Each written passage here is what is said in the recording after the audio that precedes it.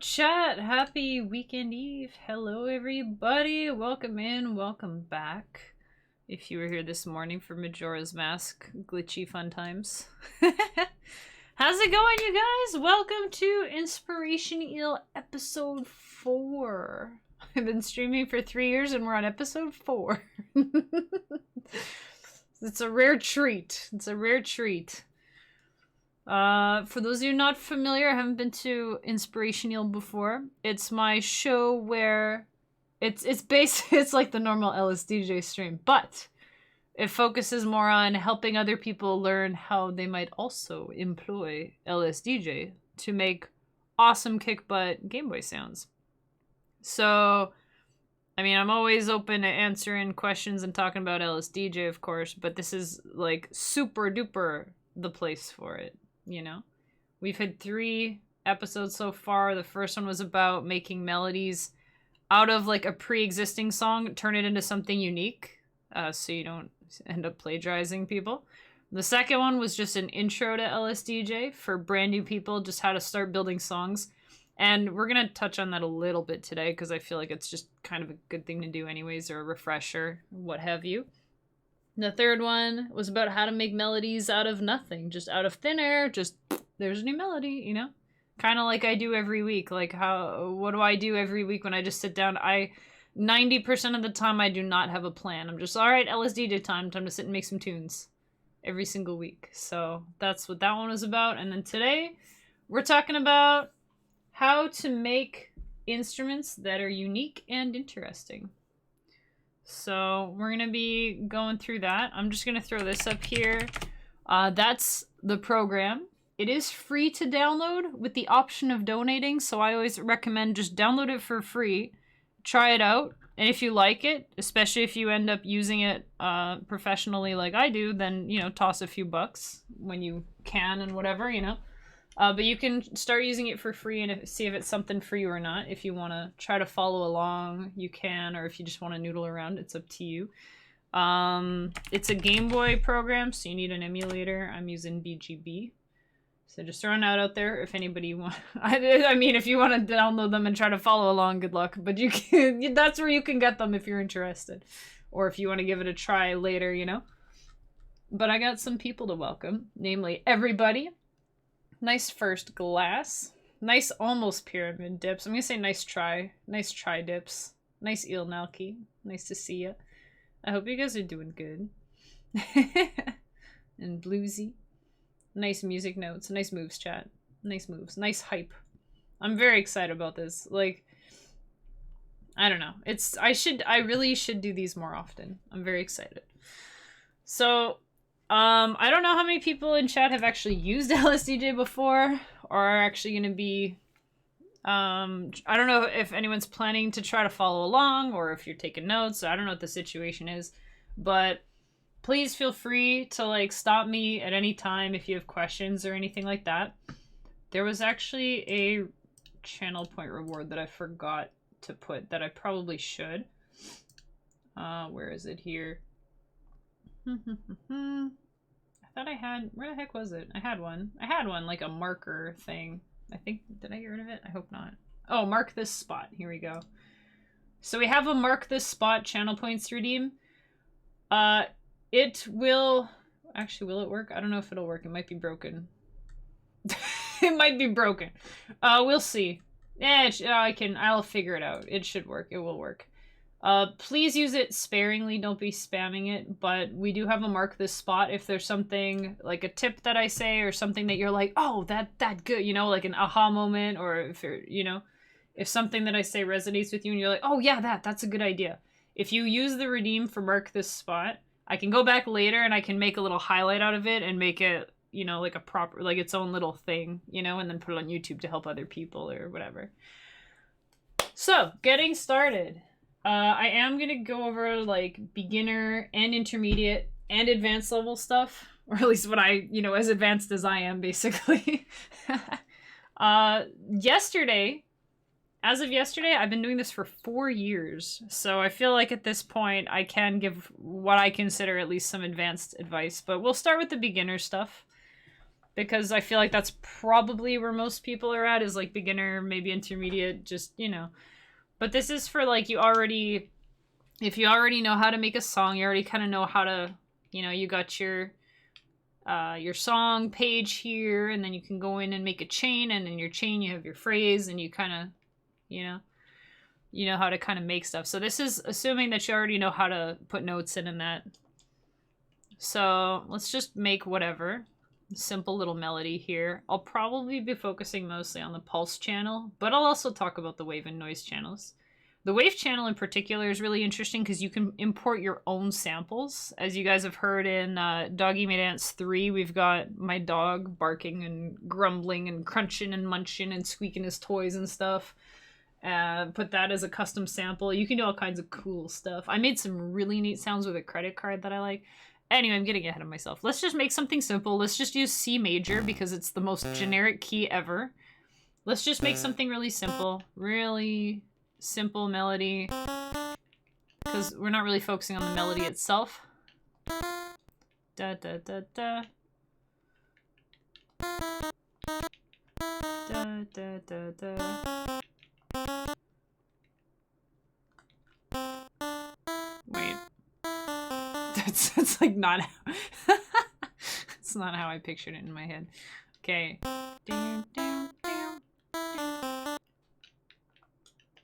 Right. Do do do.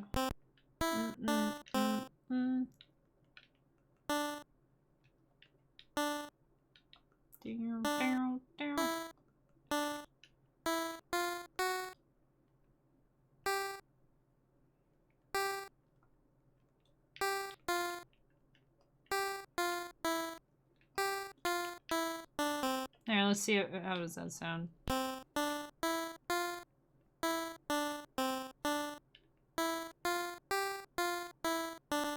It doesn't sound like it. Let me start over. I don't like that. I don't like that, chat. I don't like it. Delete, delete. We'll start over. I want something kind of catchy so that we can kind of, you know. Okay.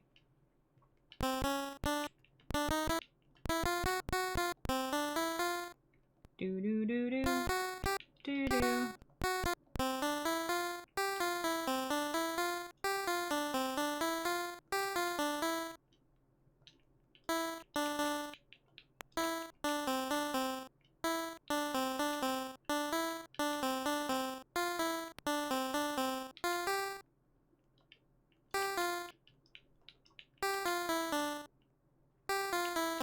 Checking how much room I have.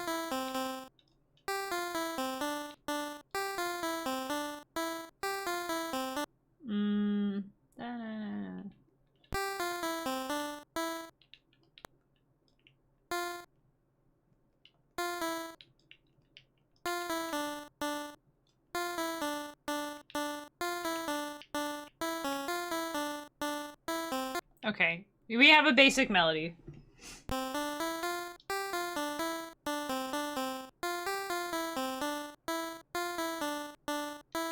Yeah, it's nothing amazing, but it'll get the job done. It'll get the job done. So, you know, let's just put it in here again. We'll duplicate it. So I did a deep clone. So one thing is I always keep this on deep, almost always. If I'm gonna use slim, I'll put it to slim, and then I'll dupe the thing, and then I'll put it back to deep right away. Because the difference is if you clone something with slim, actually I can show you. If I put, so we have 1 here, and it's got 1, 2, 3, 4 in it. If you do a slim clone, it'll change this number, so it's a different chain, but we still have 1, 2, 3, 4. So like if I change this, put it up an octave, if I go back into this one, it changes that one too. So that puts it back, you know? But if you do a deep clone, like I did here, it changes the chain number, but it also changes the phrases. So instead of 1, 2, 3, 4, we've got 5, 6, 7, 8. So it's the same thing, but if I go and change this, and then I go back into 1, it left it alone because it's a different one. So Just throwing that out there. So if you ever want to try something new, which you always should do, if you think of something new, try it. Try something new. It's a good thing to do, not just with music, but with everything. If you're like, hey, you know what, this might be kind of neat, you should probably give it a try. It might be the neatest thing that you've ever done, you know? Like 4 years ago, you can see the little LSDj thing in the bottom left. That's because I'm celebrating 4 years of Kemikziel. 4 years. Turned 4 yesterday. And so that's when I downloaded it. It was 2019, April 6th at 6:02 p.m. And version 6.8.2 was the stable version at that point. Right now I'm on 9.2L. But anyway, my point is, 4 years ago, I downloaded this program. And since then, like, that was honestly the first step of, like, changing my life. Which is crazy when you think about it. Crazy. Because I downloaded that, I started making some tunes, I thought, I'll try putting them on Bandcamp, why not? What's the worst that happens? People tell me I suck? Okay, cool. But people didn't tell me I suck. People started buying my music, and I thought, oh, this is neat. So then a year later, I started streaming it on Twitch, and then a couple years after that, I quit my job, and it's just crazy. It all honestly, I think it all happened because I downloaded LSDj, or at least that was part of it. That was a big part of it. I might have started streaming anyways with music and stuff, but this was like a big part of it. So, anyway, what I'm saying is you never know. Anything new that you think that could be cool, give it a shot because you never know.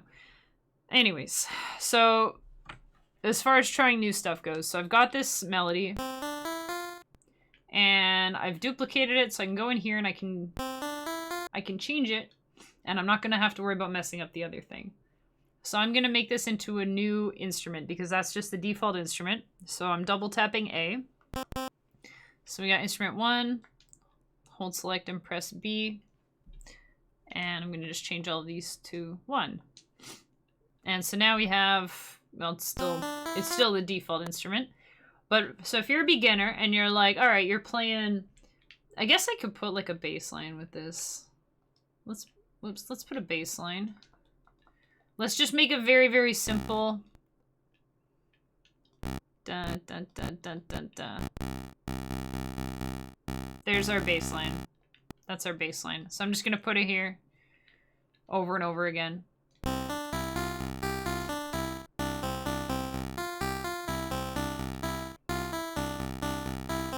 Also, a fun little thing, just to mention, you'll see in a lot of my songs, I'll have like spaces between stuff. And that's because once this gets to the bottom, it'll go back to the top and it'll keep playing if there's nothing after it.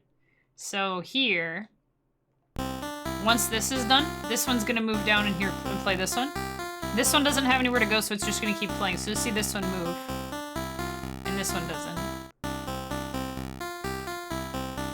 And then this goes back to the top because there's nowhere else to go.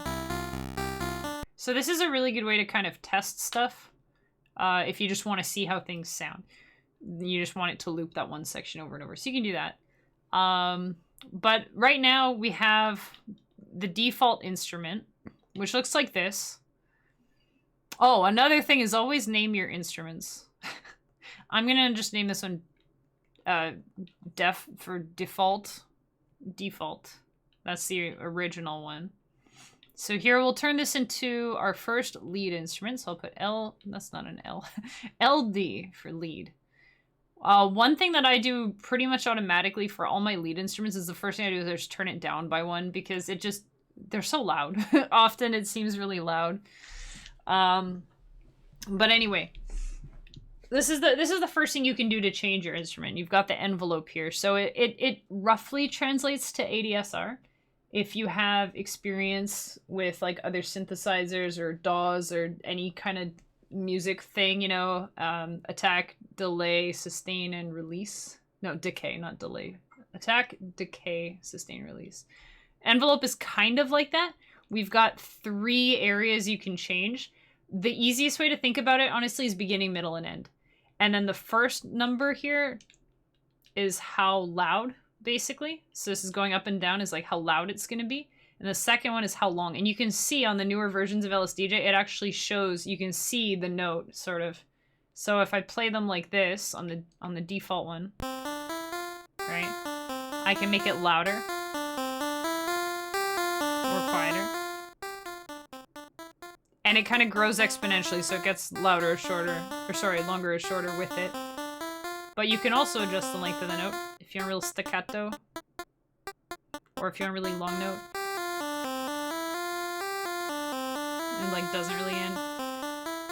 And then what you can do here, so if you want the middle to be like really, maybe you want to start quiet, you could do this for like, I think this is how people do like phony side chaining. That's how I kind of do it.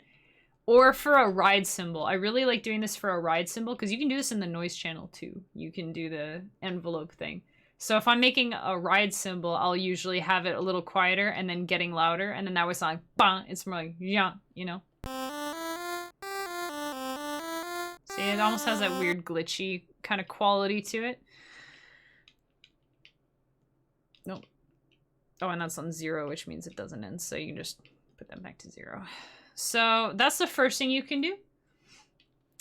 And the second thing you can do is to change the wave shape.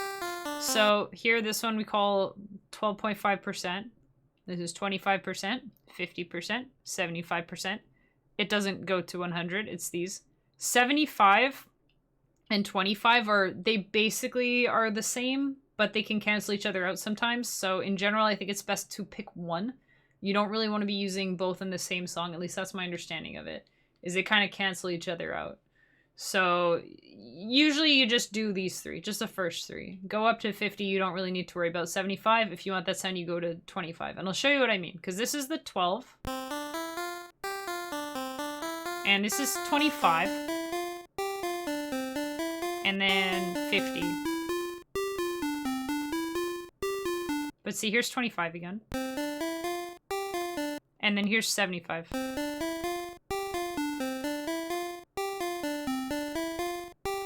It sounds basically the same.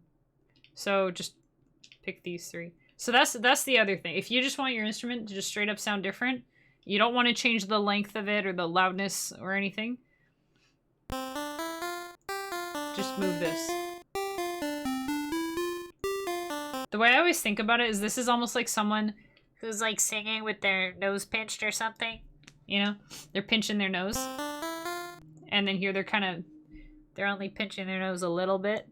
And then here it's like they're singing with an open mouth. They're like, oh, like more, oh, like an opera singer.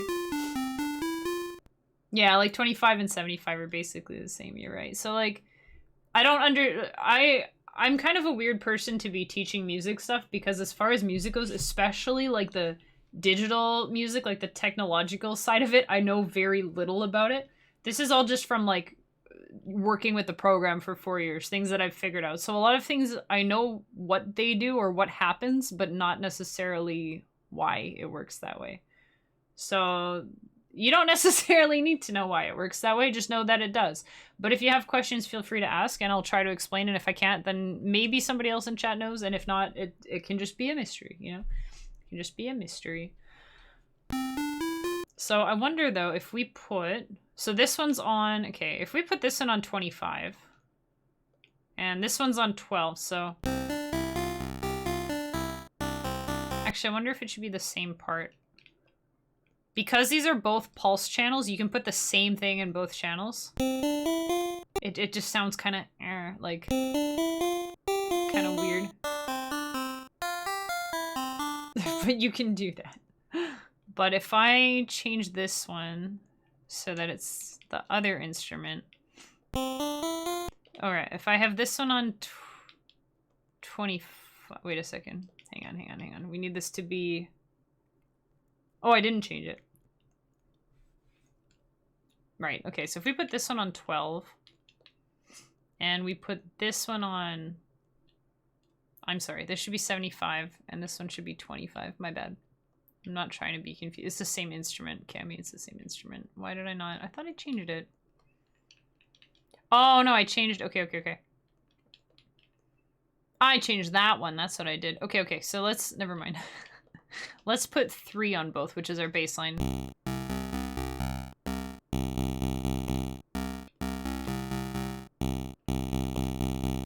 So this one right now, let's put 25. And then here, if I put this on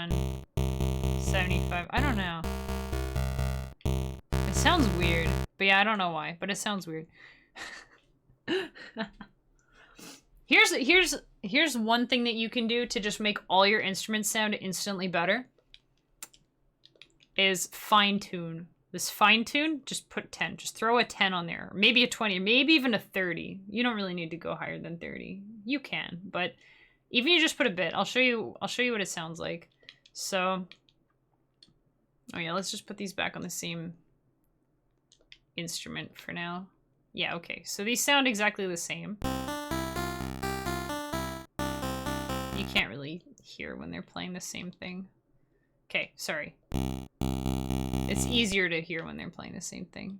Man, I'm being so confusing right now. I'm sorry. I'm so sorry. Okay. Okay, I have duplicated my bass. We'll put this in the default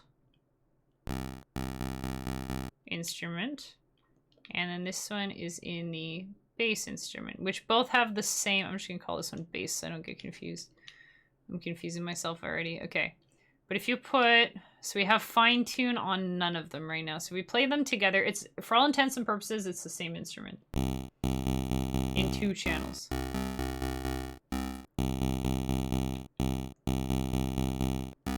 So if we put fine tune on these instruments,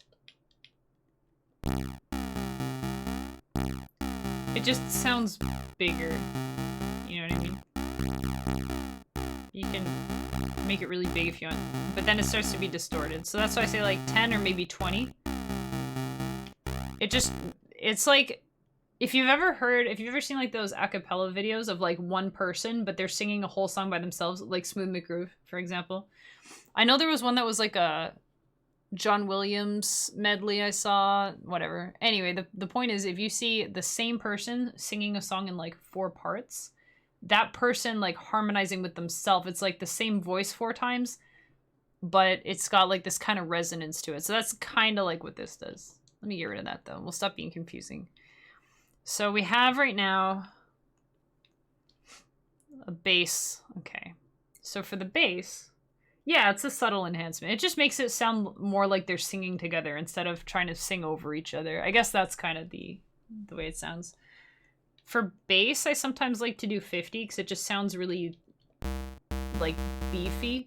But you can already see how that sounds different, right?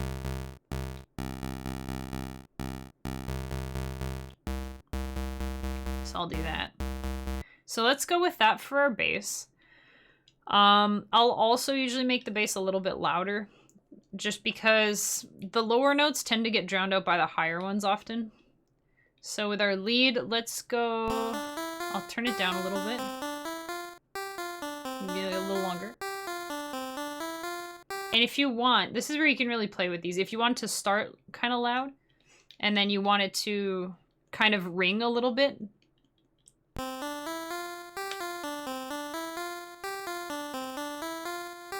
You see what I mean?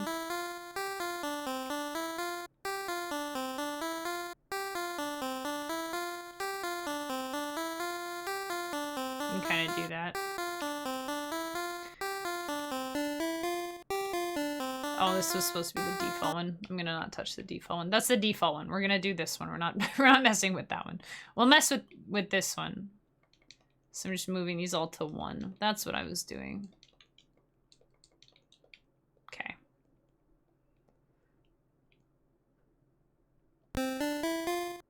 I really like this one for lead. But yeah, I'll turn it down and make it a little bit longer. And we'll put fine tune on. So especially for newer people, like, there's a ton of stuff you can do in LSDj. Like, even just all this stuff looks like, what the heck is all of this? And sweep, and transpose, and pulse 2 transpose, and fine tune and command rate. Like, there's so much stuff, and we're not even looking at tables. We're not even looking at tables yet. But we will look at some tables today, just not to start with. For beginner stuff, we're just doing beginner stuff. So, here's one thing that you can do. Let's say you want to change an instrument, but you want to change it only for like a couple notes, right? So these 2 things, even if you just focus on envelope and wave, you can get a lot of different sounds that way. So the envelope, let's start with envelope.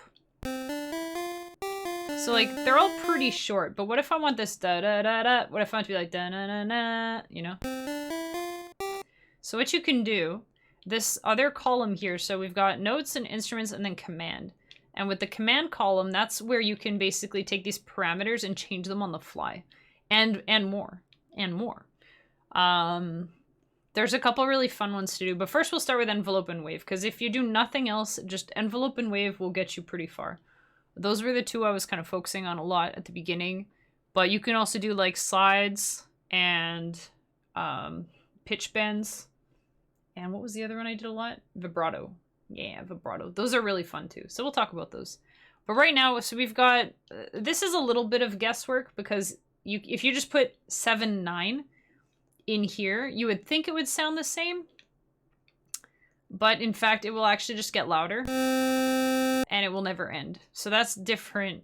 It sounds a lot different. So basically this, here's another good tip. If you press A on this, you might have to press it twice.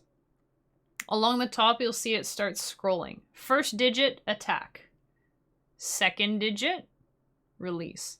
And you can pause the scrolling by holding select. You can kind of see I'm holding select or L on my controller and it pauses.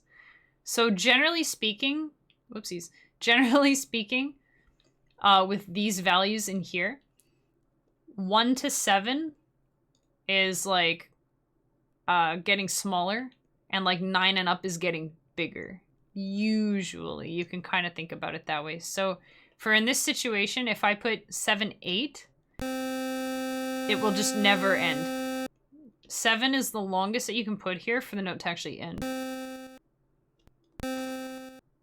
So if I wanted to sound like this, I think the first thing to do is, actually I'm going to put this here because that's where we want the longer note, right?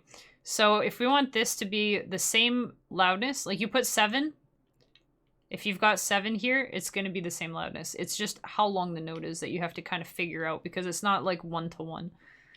So here, okay, it's like bang.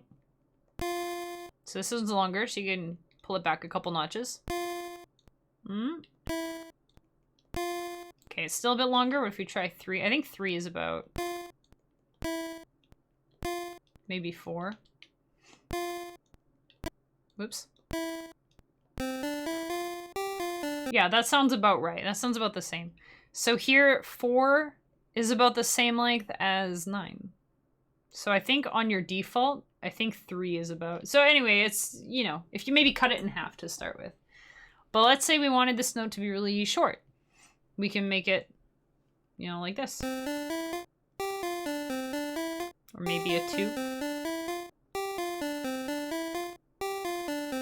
And if you want it to be longer, so it's already a bit longer, maybe 6.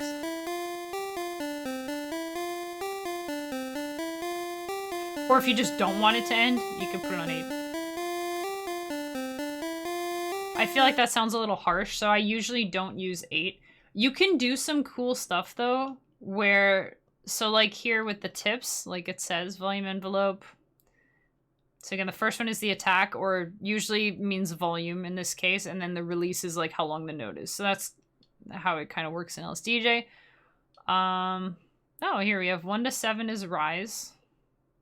F to 9 is decay. 0 is sustain. Oh, and it even tells you how it works in the wave channel. So what you can do, and I've done this a lot and I really like it, is you can start it really quiet, like a 2. And if you put it at 8, like I said, it won't end. So it'll just be a really long, quiet note. But if you put it up above 8, it will actually get louder. It's like the opposite of decay, right? Instead of like, it'll go, you know?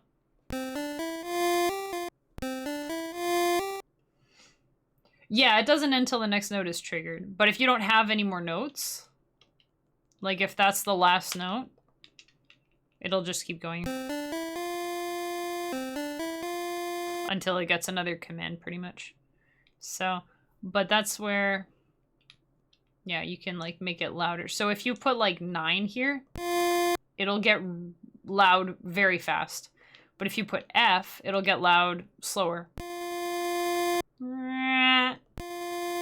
You know, instead of like, So I like to do that sometimes as like a little effect, or if I'm building into like a next phrase, like if there's like the next part of the song I want it to sound really big, or I want to use a crash cymbal, I want to like, you know, I'll try to build up to that in the bar beforehand. So often I'll do something like this. And so the thing is here, starting on 3A, the note is starting on a 3. So it is growing, but you can hear that it starts very quiet compared to this. Like, you know? So what you can do is you can actually put this later. So if you put it there, it'll still trigger at 7 loudness. And then it will right away go down to 3 and then start building up. So like, yeah,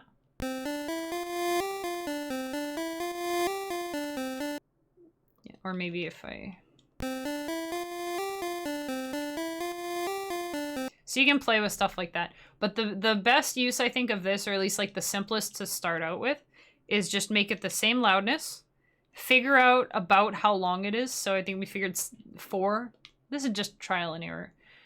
And if you want this note to be a little bit longer, you don't want to make a whole other instrument because you just want this note to be long. You don't need to, like, you could make a new instrument and just go like this if you want. And you probably should if you're going to be if you're making like another section where you're going to be having a lot of long notes, you probably do want to have a whole new instrument for that so you don't have to have this like everywhere, you know? Right? If you don't want to just be doing that all over the place. But if it's just like the odd thing, you just want it here. You know, you can do it that way. Or if you want it louder. Or you want it softer. You can do that.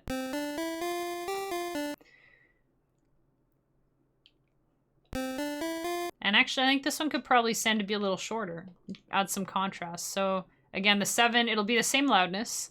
But if we make it a bit shorter, so if the average was about 3 to 4, let's make it a 2.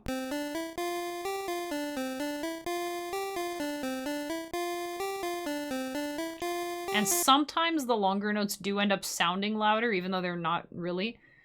You can always turn that down a bit.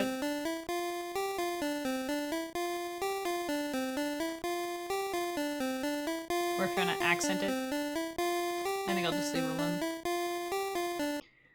So then, and you can copy and paste these once you figure out the values. So let's grab this. So I'm going to hold select. Whoops. Hold select, press B, and then that lets you highlight stuff. So I'll just select this part, press B again to deselect it, and you can see it says copy in the top. I can go paste it now wherever I want by holding select and pressing A. You can just paste a bunch of them if you want. But if I delete all of these at once, so if you hold, so again, hold select, press B, and then you can highlight stuff. So I'm not holding any buttons right now, I'm just tapping like up and down to highlight. You can hold select and then press A to delete. But if you try to paste it, it'll paste all of them. So just be aware of that. So I'll make this one short. And now we'll go down to the next one, which you can just scroll down on here. It'll bring you to the next one. Or if you don't want to move the cursor all the way down to be able to scroll, you can hold B and then press down and up, and it'll go between the pages. I know it's kind of hard to tell where we're at, but if you look at the top, it says phrase 5, phrase 6, phrase 7, and then if you back out, you can see where you are. So like for 8, hold B and go up, you go 7, 6, 5. So I'm gonna hold B and press down. I want that to be a long one, so I'm gonna go grab this, select B, B to deselect, go back down here, select A to paste. Yeah, so I'm gonna put some of these in here. I'm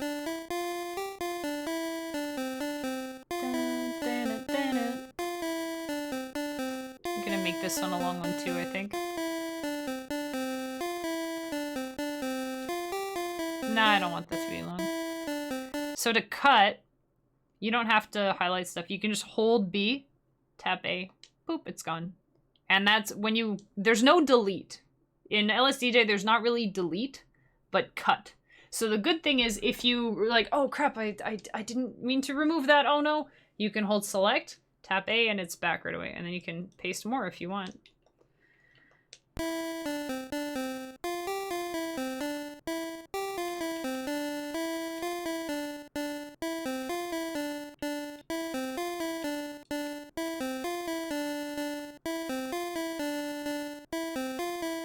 And then this, let's say I have nothing after this. It'll end really fast. Maybe I want to paste this. And then if I have nothing in the phrase after or in the chain after, it can kind of decay, you know, in a good way. So for organizational purposes, I always like to have a chain, or sorry, a phrase that's called 0 and it's just nothing. So that way I can always test, like, oh, how does this note sound when it ends, you know? You can hear it just with a blank thing.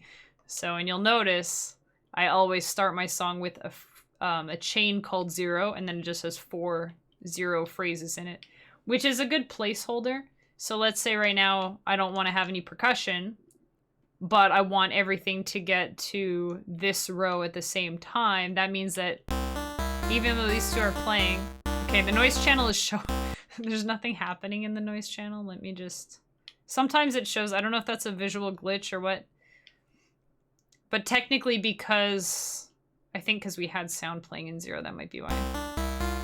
Okay, that should do it. Let me get rid of that. There we go. So there's nothing happening here. But it's still going through it anyways. So then if I did have something in here, it would move down. So I don't have anything, so we'll just put 0. But you'll see that it'll move down once the 4 bars are done. Yeah, see? So now we're down here. So that's where if you wanted to put, like... let's put some hi-hat or something.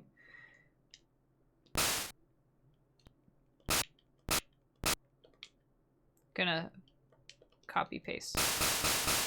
So here's a really good example of when you should be messing with the envelope, is percussion, but especially hi-hats. I don't know if this is just like an overall composing meme at this point, but the hi-hats are always too loud. So if there's something with your song where you're like, the balance sounds off, you know, it doesn't sound like one song, it sounds like a bunch of different instruments, try turning down the hi-hats. That might be it. If that doesn't work, try toning down the lead by like 1 notch, because I find that can sometimes throw things out of whack. But here, you'll hear what it sounds like. Once it gets here, we're gonna have the hi-hat kick in, and it's gonna be awful.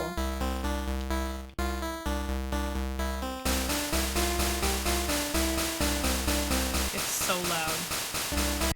Like, you can't hear anything else. And that's the default sound in here, which... It works okay for a snare drum. Like, you know, oops.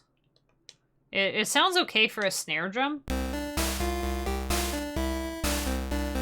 So honestly, if you're looking for a snare, you can just put the default. Sometimes I'll go to 2C.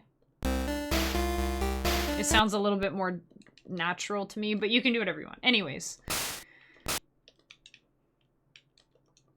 All right, so we've got our obnoxious hi-hats. Bear with me here. You can also change it on the fly, so you don't have to be like, oh, what if I make it shorter and then go back? You can change it on the fly. So if you're on this page and you press start, it'll just loop this one phrase. So you can go here and turn it down. That might actually work.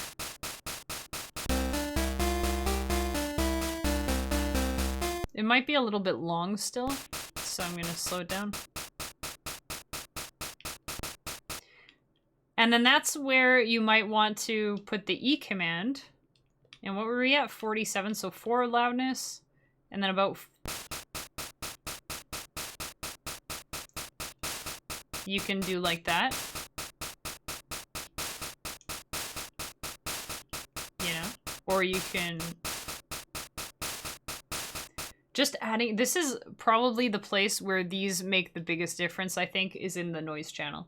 Because there's, like, I feel like, maybe it's because I play drums that I really like interesting drum tracks.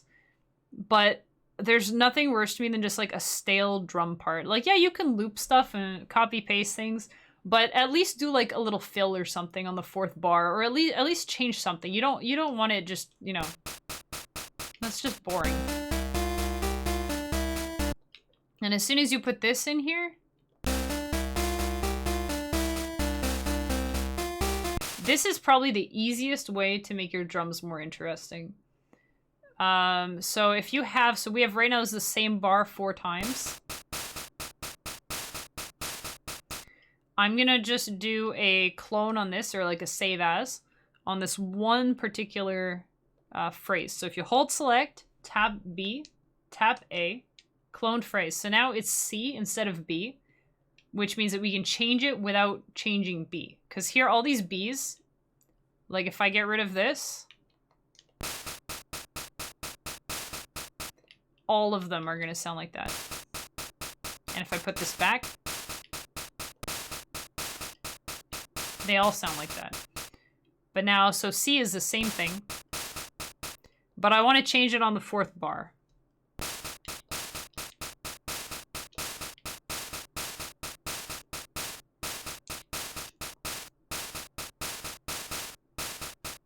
So now it's a little bit more interesting.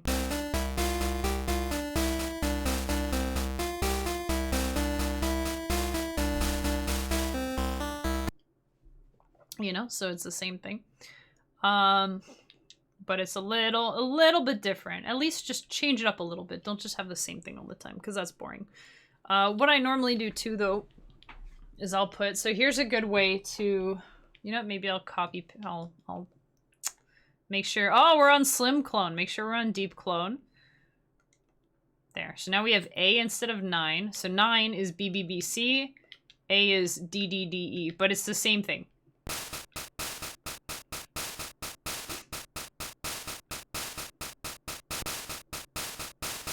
Right? So I want to add a snare drum instead of just hi-hats all the time. So, and you know what? I think I want the hi-hats to be a little bit higher sounding. Now, the percussion is kind of weird because it's not like in the pulse channel where it has like the notes. You're like, oh, this is an F on the 4th octave. It sounds like that. And then E, you know. It's a little bit trickier because it's kind of, I'm not even sure how this is really, like, I don't know what the 30 means, I'll be honest. But you just gotta play with them. So if you hold A and you go left,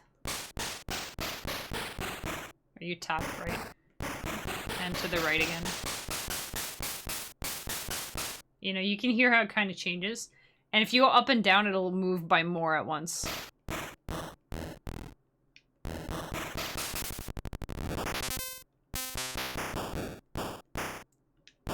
You can get some really cool, like, explodey Game Boy sounds.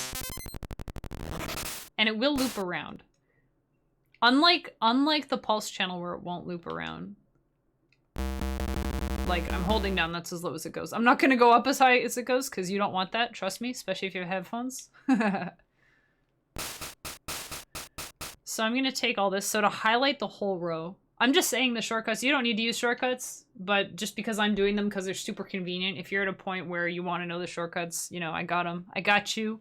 But if you hold select, double tap B, it'll go into select mode. And then from here, you can change, you can highlight the whole thing if you want, which is really good if you want to delete like a whole phrase. But I'm just going to highlight this, hold A, and you can move this around. So I'm going to go up to 32 maybe. You can do it while it's playing too. Oh. I think I like 33. Okay. So now just changing those two things. So now it already sounds different compared to... We changed the note. Whoopsies. Wait, didn't I? Oh, I changed it here. I'm just going to copy paste this down here. Oh, and then we have an extra one. It sounds a little bit more hi-hatty. Now on top of that, so the other cool thing, right? We've got D, D, D, E. So I only need to edit these two. I don't even need to change those. And honestly, normally I would do this all on one and then I would clone it after. But since I already cloned it, I have to change it separately. So if I want to have a snare drum on 2 and 4, I'm going to get rid of this. And I'll put a new instrument, which defaults to 30 as well. I'm going to go down one to make it 2C. And I'm going to tap here. It'll put the same thing. I like that. Oh, we didn't name our hi-hat. Let me name the hi-hat. I just name it HH.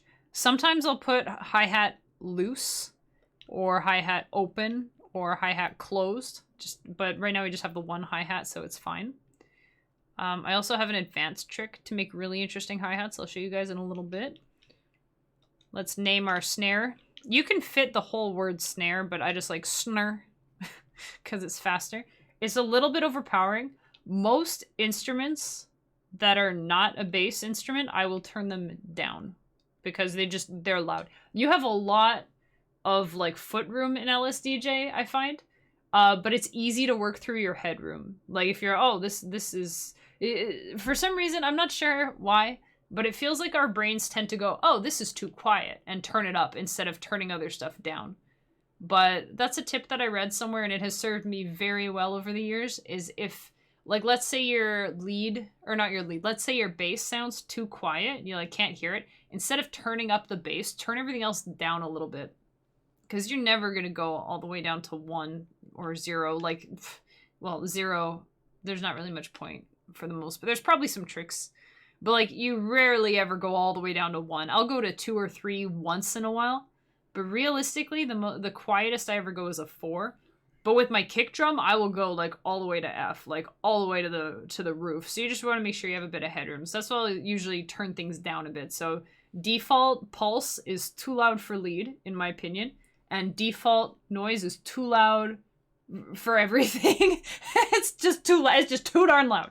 So I'll turn it down to like 6 or maybe 5. There we go. So that sounds pretty good. And then I'm going to change this here. So you can, again, you can copy paste this. So you can go here and you can change it to a 4. And it will change it to 2C because that's the last note that it remembers seeing on that instrument, which is really cool. We still have the envelope here. I'm just going to take that out. Hold B, press A. Just get rid of it. Because otherwise it's affecting this, right? I think that's pretty much on a... Yeah, it's a little quieter, but you know. The other thing you can do, you can just take this right out. You can copy by holding select and tapping B. Select it. Press B to deselect and copy. Go down. Hold select. Tap A to paste it. You know what? I kind of like... Here, I'm going to overwrite that whole row. Yeah, I like that. But I want this snare to be not quite as loud as that one. So I'm going to put in my E. This was what again? 6/8. Okay, so 6 is going to be the normal loudness for it. And I think it's probably about a 2. No, it's probably about a 3. It's okay. It's like a 2.5. So I'll make it a 2 to make it a little bit shorter. And I'll make it a 3, or sorry, a 5, maybe a 4. Just to make it quieter than this one. I want it to be like da da da da da da, you know?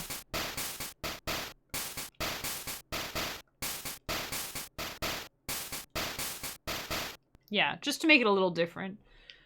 So now we've changed just all we did. We changed the one snare instrument. We changed the hi-hat into a snare by making it a little bit louder and a little bit longer or shorter or whatever. Whatever we did. And if I were to put this on 33... That's how they compare on the same note. So all we did was we just tweaked that instrument a little bit to get a snare drum sound instead of a hi-hat sound. And then we added some envelope in here. You hear how dynamic that drum sounds now? Compared to...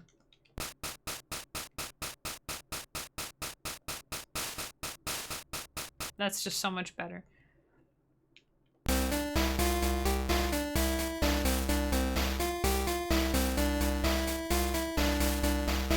I think the hi-hat is still a bit loud, so I'm going to turn it down. So we go into the hi-hat instrument. We'll go to 3 instead. Now, the thing to notice is you see like that little triangle where it like shows the length and stuff of the instrument.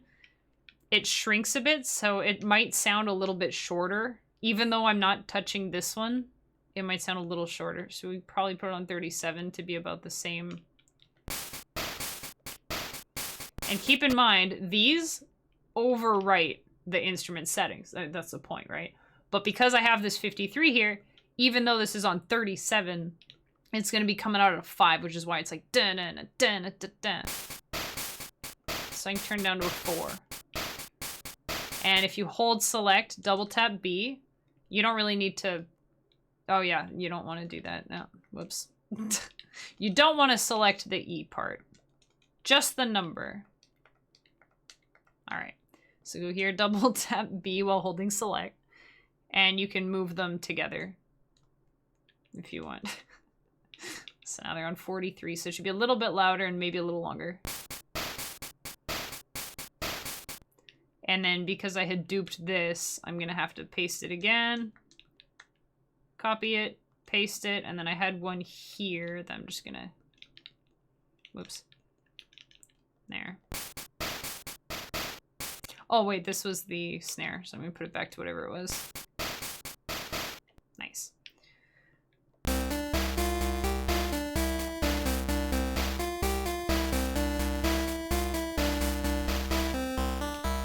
Oh yeah, and then we're back to the beginning. So you can see how you can start to make things sound really different. I think for the bass, I think I am going to put this on just default, just so that we can compare it properly. So that's 2 of the default instrument. And then even if we ignore the percussion, that already sounds so much different. So different. Oops. It sounds so different. You know? So that's how you can use the E command. Any questions? Basically, you put it in the instrument itself to change it. I didn't even touch... You know what? I'll show you one more thing. So let's say you want to have like this part where it's like blah, blah, blah, like just these long notes. I'll put it on C again. Maybe a high up one. Gonna make a new instrument. So double tap A. So now it's the default instrument again. So I'm gonna turn it down. And I'm gonna make it into a 50% because I like that. And I'm gonna call this instrument lead 2 so I don't forget because we have 2 lead instruments now. So this, what do you do if this isn't long enough? Like, what if I want this to go on for, like, multiple bars?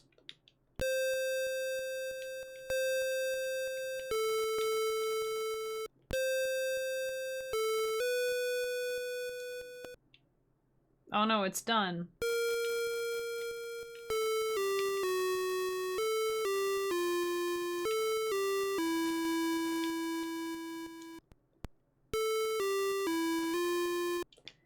Right? So what you can do to make it super long, well, one thing you can do, I think, wait, if you put it on 0, it'll just go forever. I don't recommend that because it usually just sounds bad.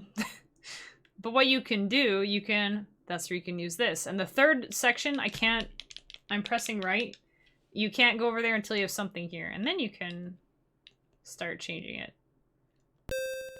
It's kind of weird. So if you can make them all really long if you want.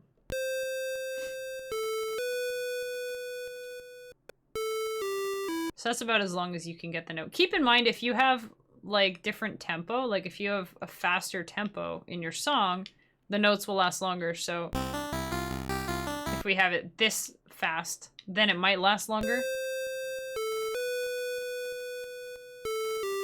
You know.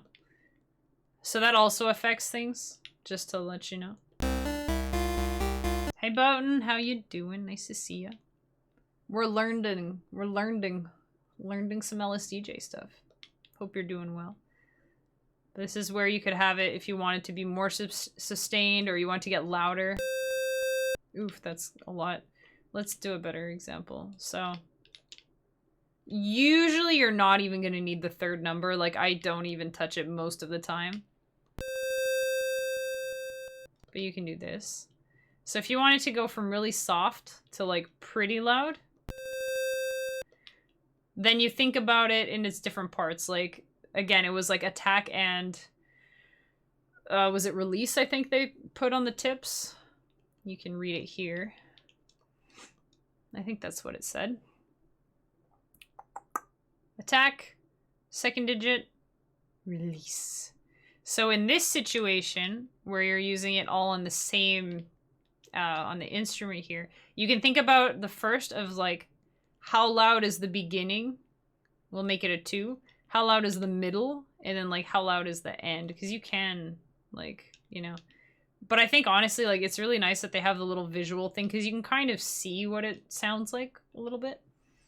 So if we want to make it kind of loud, like this, and we can make it get loud fast, like this,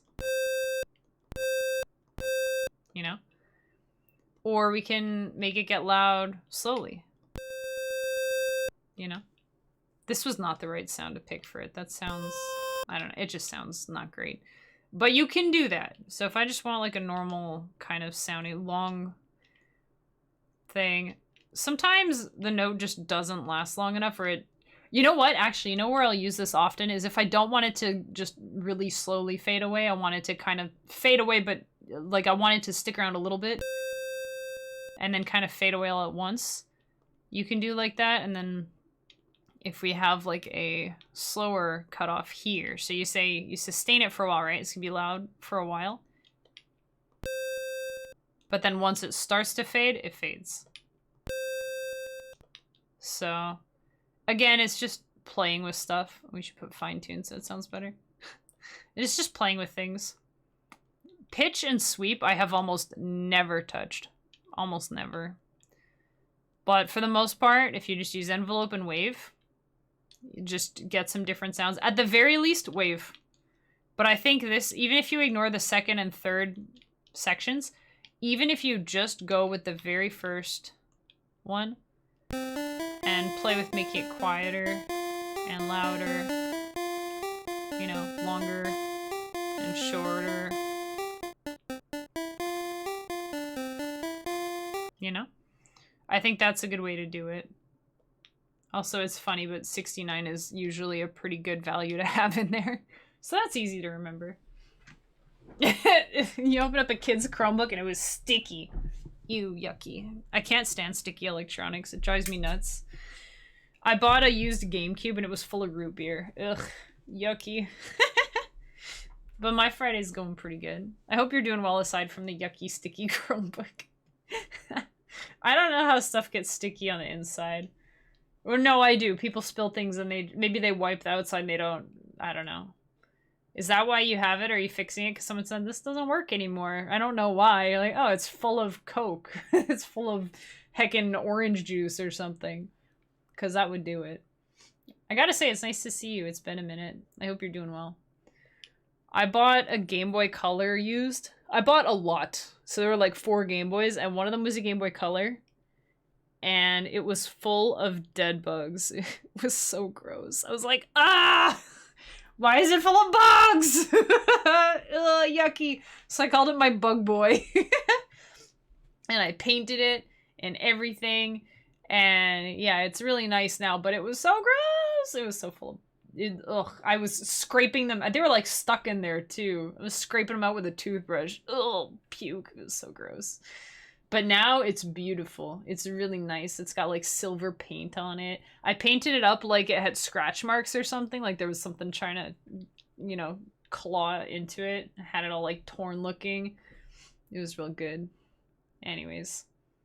Work with a local school, fixing their Chromies and iPads. That sounds like a pretty good gig.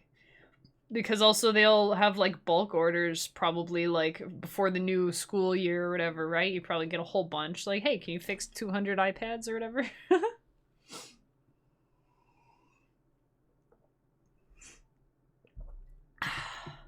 Hey, congrats. Congrats on the boyfriend. Hope that all goes well. Hope it all goes well. Glad that you're doing a bit better now. Glad you're doing better. I've been thinking about mental health a lot lately, but especially over the last year or so. But even just recently, over the past couple years. Well, for a while I was thinking about it because my work was wrecking my mental health. It was awful. It was so awful. Like, anytime my phone would ring, I was paranoid that it was work calling because I was in trouble for something. Hey, Anonymous. An anonymous user gifted a tier 1 sub to Bottom Red Wolf. There you go. Thanks for gifting that sub, Anonymous. Appreciate it. I'm sure Bottom Red Wolf does too.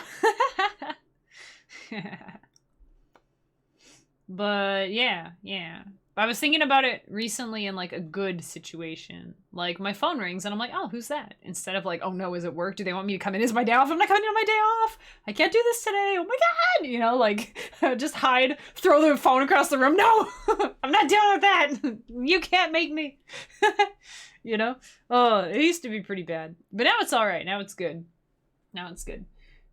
I was telling Freak earlier how like lucky I feel lately and how I'm just in such a better place. So that's cool.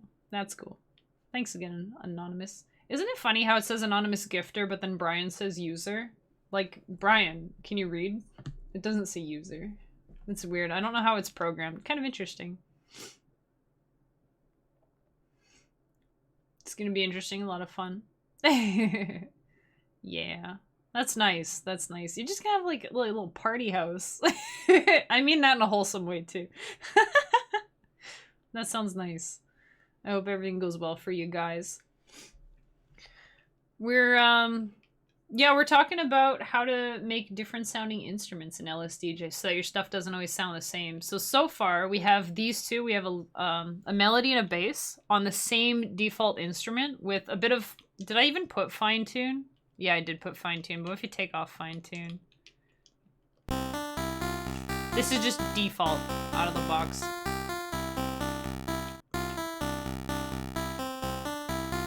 Oh, I have this muted. Actually, that one's not even default anymore because I changed it. But that's like the default sounds. And then just showing, even without percussion, how you can change it.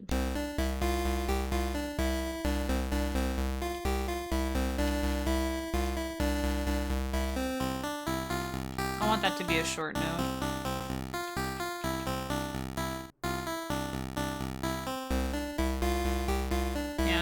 And then when we add the percussion, like, that's grooving so much, you know? That's already bumping so much more than this.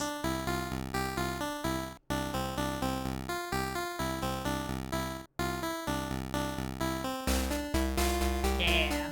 Listen to how much better that is immediately. And we're not doing anything fancy. It's all E commands in the phrase. It says right there, Kemi, it says phrase. I still mix up phrase and chain because to me, like, in my music brain, a phrase is usually like 4 bars or 8 bars. Like, it's a whole like melody idea, you know? So that part doesn't really click for me, but that's okay. You build a phrase out of phrases. You build a chain out of phrases, and yeah. Thanks, Bluesy. I hope that this has not been too hard to follow. I know I'm not like a teacher by trade or by any means really, but I'm just doing my best to kind of explain things in a way that hopefully is sort of coherent. Yeah, coherent. You can make stuff that sounds good, Botan. I'm sure you can. I believe in you. I know you can do it. I believe in you.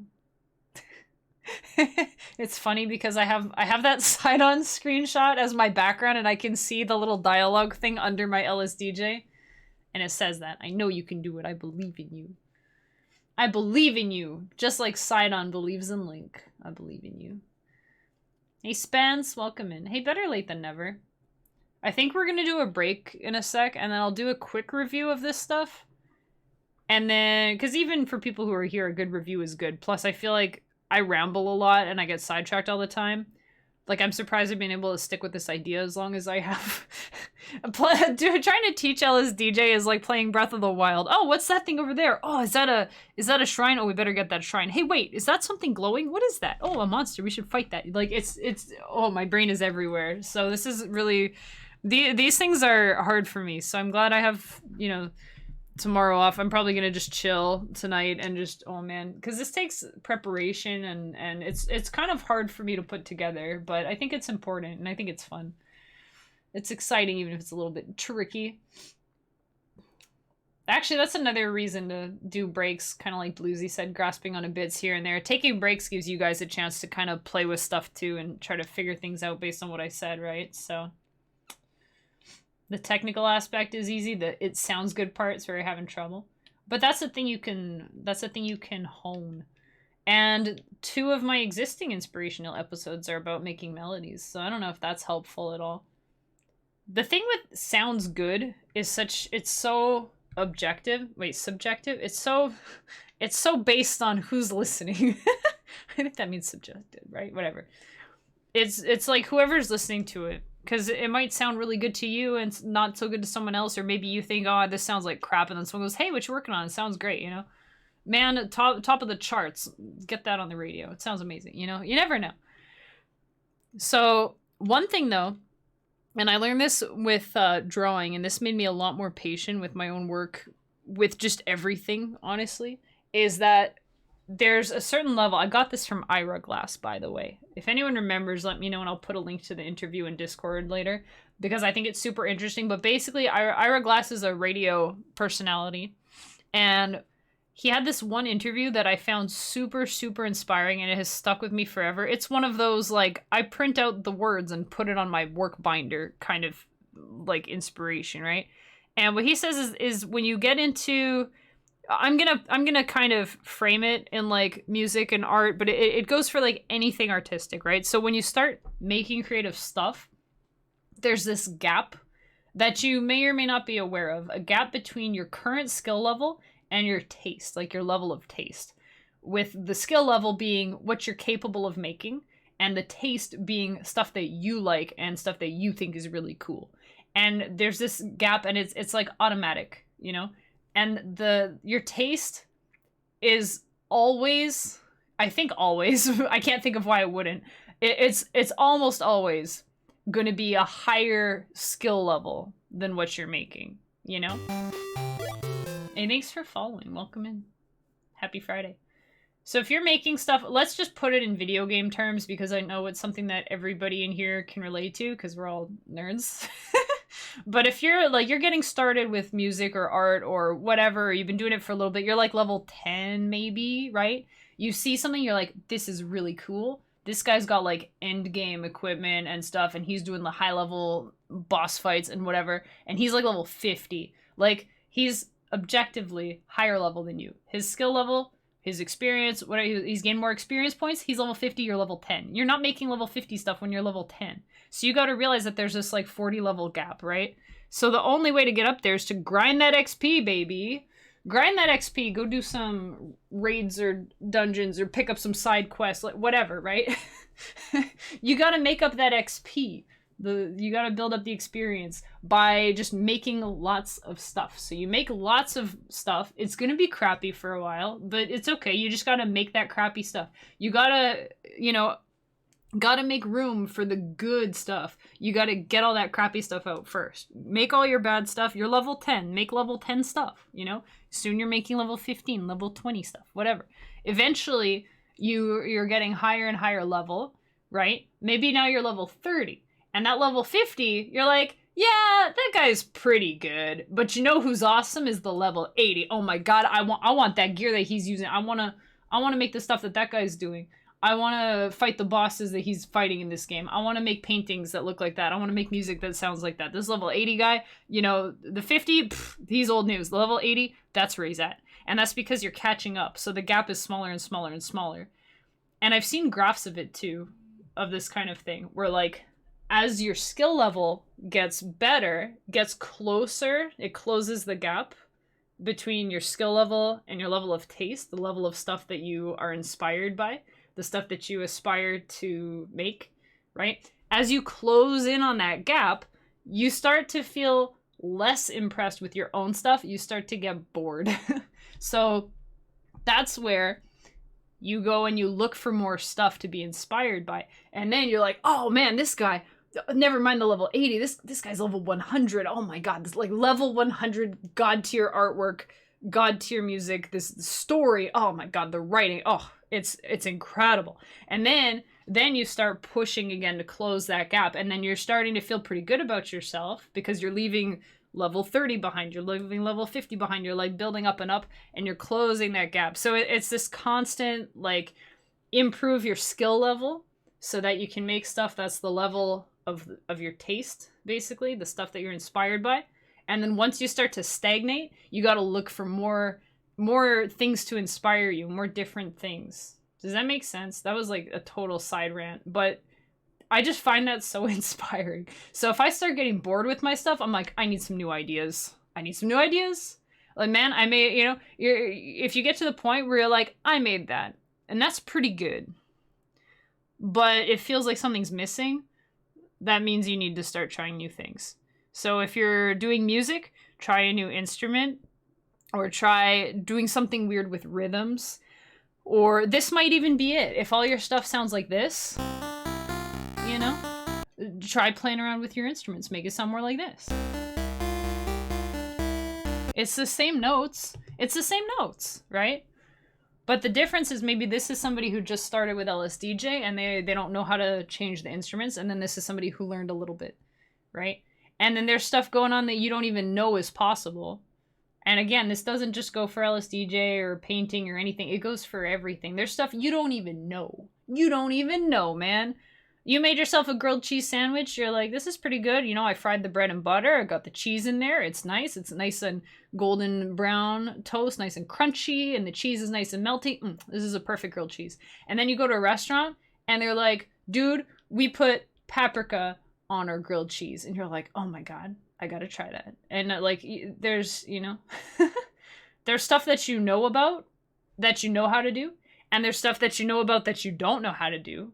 And then that's where you're reaching to learn that stuff, right? And then there's stuff that you don't know how to do. Like, you don't know how to, you don't even know it exists. Like, there's always more stuff out there. So that's also, I find that also just inspiring. On the one hand, it can be kind of crippling in a way, just to think about how much knowledge there is out there and how much potential there is.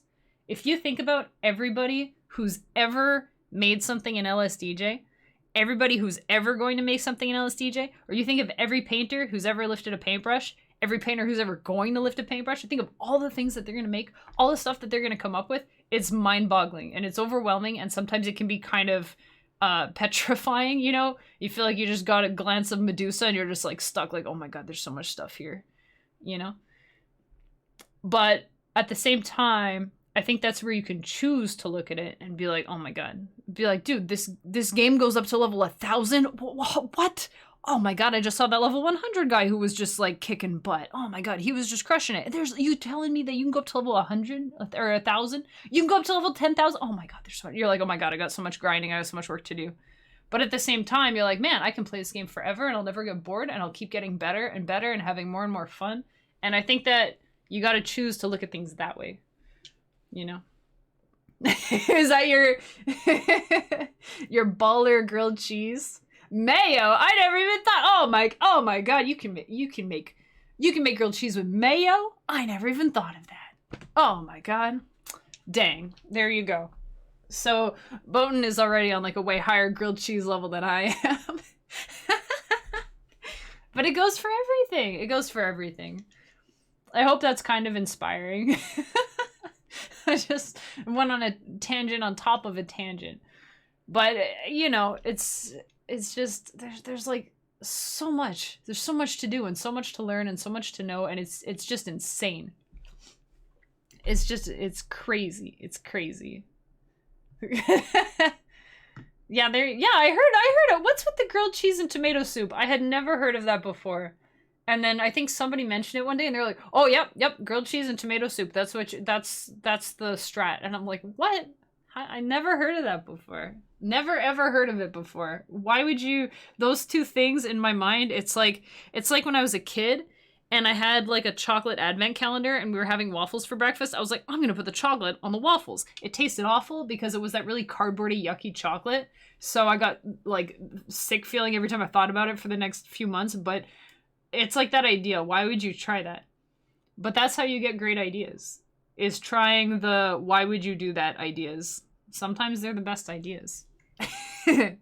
Sometimes they're the best ideas. Let's see.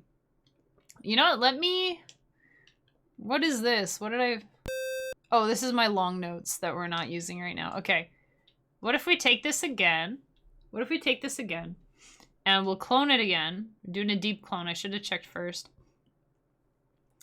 So this is our basic default instrument. Our basic default instrument again.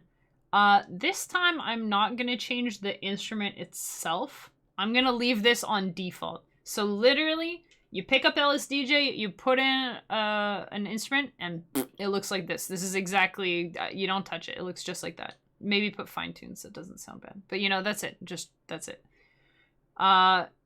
You know how we were talking about... Okay, I'm changing this now, but it's for illustrative purposes. So, you got 50%, you got 25%, you got your 12.5%. You can change this in the command line as well. What? Oh my god. So you can put a W in here.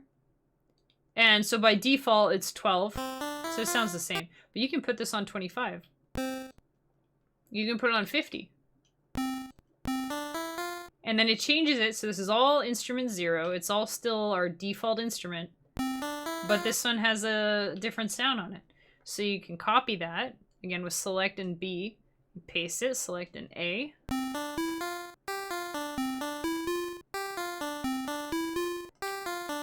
Or, another thing I like to do, you can make it sound like a different instrument by doing like a whole section, you know?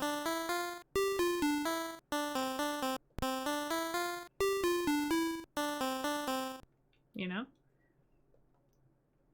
Just gonna put it...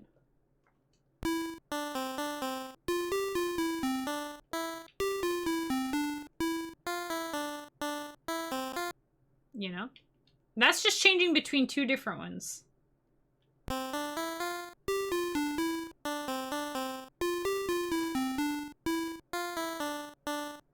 It sounds different. You can put the 25 in there somewhere if you want.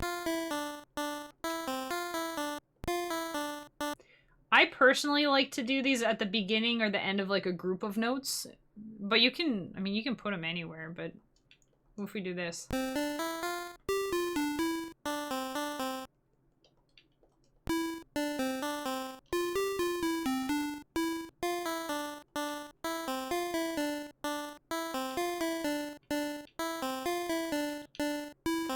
You can do whatever, you know? Again, if you're doing like a lot, like a whole phrase or a whole bar, you might want to just do a different instrument. But this way you know that all your notes, even if you... So here... It's all the same instruments, so you can make them all longer. Or quieter.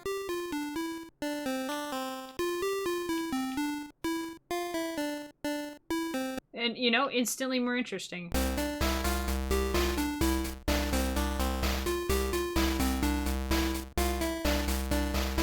And you can get really creative with it too, because if you know, what's his face? KK Slider in Animal Crossing, right?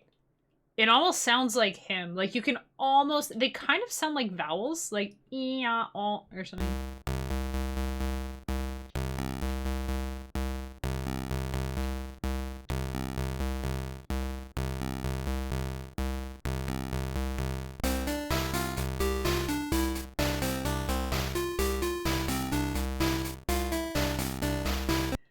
It's all the same. It's all the same thing. It's all just this.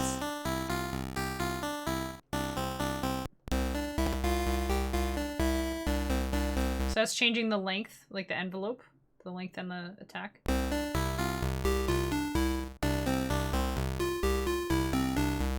And this is just changing the wave shape. So like there's so much you can do, so much variation with just those two things. I'm gonna put fine tune 10 on here. It drives me nuts here. It'll sound so much better. It sounds so much better. Heck, fine tune 20. Why not? Like, you can do so much with so little, you know? It's amazing. So, I think we should take a break. Like I said we'd do earlier. We should take a break. But if you've got LSDj open right now, you're playing with it, just mess around. Just mess around. Don't worry about anything. If you're worried, here, I'm going to save this as school, because y'all are getting schooled today. You're getting, get learned, chat. Okay, I'm calling it school. If you, let's say you have a song that you already like, or that maybe you don't like it necessarily, but you have it, you've made it, or maybe it's somebody else's song and you want to like dig in and see the bones of it. That's a really good way to learn, by the way, is if you can get someone else's save files. But you can do a save as. You can call it school 2. School X. School X. Little space. School X. Whoa. And you can mess around and do whatever you want. You don't need to worry about school. You can mess around with school X. You can make it sound atrocious if you want. I'm actually going to delete that because it's going to confuse me later. But we're just going to use this one. But you can do that if you want. Anyway, let's take a little break. When we get back, I'll talk about some more like basic commands you can do and some table stuff. We'll get into the intermediate level stuff. I think, yeah, I'm going to check my notes and make sure I didn't miss anything. But that's some beginner stuff you can do. The envelope on the instrument and a command, and the wave in the instrument and a command. And for Pete's sake, put fine-tune 10, at least. Fine-tune 10 on all your pulse instruments. And preferably wave 2 unless it samples. But all your pulse, it'll be good. Let's have a little break. Let's listen to some old Kemikziel. We'll listen to some old Kemikziel from 4 years ago. And we'll be back in 5 to 7. Have a good break.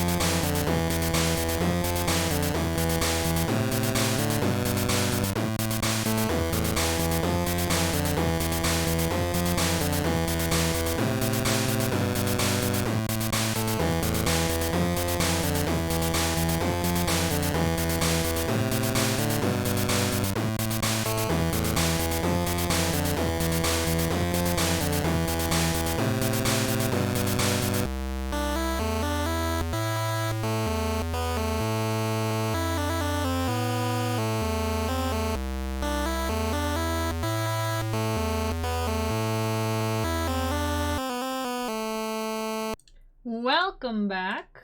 Hope you like them tunes. That was from my very first album 4 years ago. Almost 4 years ago. Holy smokes! Oh, as a side note. So, a couple of tips for just anybody using LSDj. A couple things, little exercises and things that you can try. Particularly relating to this evening's episode, but not always necessarily. Couple things you can do. This is probably good for anything really, but keeping a patch book. Keeping a patch book. I've got a book here. It's one of those little graph journals where it has all the squares in it because I feel like it's really easier to write that way. But let's say you made this instrument. Well, this one's the default instrument. Let's say you made this instrument. And you're like, man, I like that sound. I want to remember this instrument forever. I want to use it a bunch. I don't want to ever forget how to make it. Write this down. Just write down all of it, you know, or at least the stuff that you changed. Like, okay, we changed the envelope to 69. It sounds nice. You know, the wave, oh, we put it on 25. Or draw it if you don't remember, you know, say it's this one, it's the second position or whatever. You say, oh, we put fine-tune 10 and it sounded great. I have a patch book where I write stuff. I wrote my my fax machine instrument. That one, I have gotten so much use out of it because I was like, how the heck did I do that? When I first started doing like the dubstep-y sounds and stuff. Oh man, should we go over how to make dubstep sounds? We can do that if you guys want. Let me know if you want. I'm not sure. I know we have some people on the like closer to the beginner end of the spectrum than advanced. I don't know if people are interested in dubstep stuff. I could just show you like something to copy if you just want some or whatever. We can do that. But that was one thing I learned from Stress TN. He had a save file that I was able to download, and I went into the song and I was like, how did he make that sound? And I just copied it. I just straight up copied it just to learn how it works. And then I started kind of tweaking it, and I'll just kind of build it on my own from now. Same thing with kick drum. Here's something. If you guys are like I was when I started and you're afraid of the wave channel, you don't know what the heck to do with it, I got 2 suggestions for you. 2 suggestions. Okay, I got 3 suggestions for you. 3 suggestions for how to use the wave channel when you're a wave channel noob. Because when I first started, I didn't like the wave channel. Everything just sounded like weird. I think this is actually better than it used to be by default. But you're like, what is this? It just sounds like this and it goes forever. Like that doesn't even sound that bad. It doesn't even sound that bad. But what do you do with this? What do you do with this? Well, one thing you can do, which I do for most of my songs even now, to be honest, is just put a kick drum. Just put a kick drum. We don't have any kick drum right now. And because this is kind of a bouncy, jaunty bass line, and because we have the accents on here, you almost don't notice the lack of a bass drum. But if you want to have a bass drum, I will show you just straight up. You can copy this, write this in your patch book if you want, screenshot it, whatever. This is how you can make a kick drum that you can use basically whenever you want. Step 1, name it kick. Name it something. You can be lazy and just put K1K like me, or you can just go all the way over here. When I started with LSDj, there was no wraparound keyboard, so you couldn't just be like K, I, K. It's actually closer to do that, I think. No, it's the same distance. But, you know, whatever. Name it. So the first thing to turn this into a kick drum, this goes to drum. So you hold A, press up, it goes to drum. I don't think the wiggly shape matters too much. I just turn it from fast to drum. Transpose, off. Transpose, off. What transpose does, if we have it on,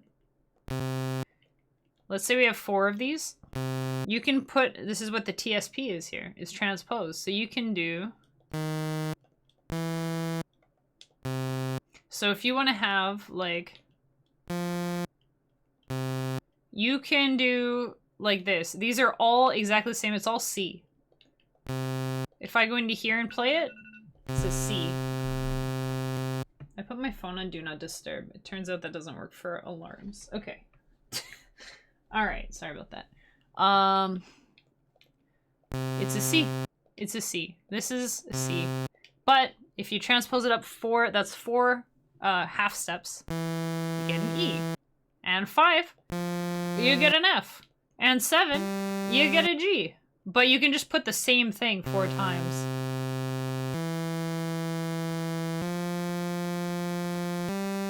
Actually.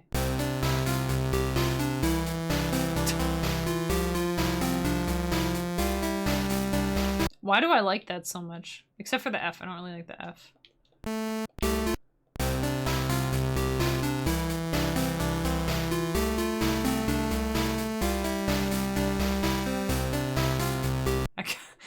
Okay, well, you can do this if you want. You can do this if you want. That's funny. I was actually going to do that for an example. I'm just gonna put this on a new instrument, call it wave bass, and we're gonna keep this because I like it.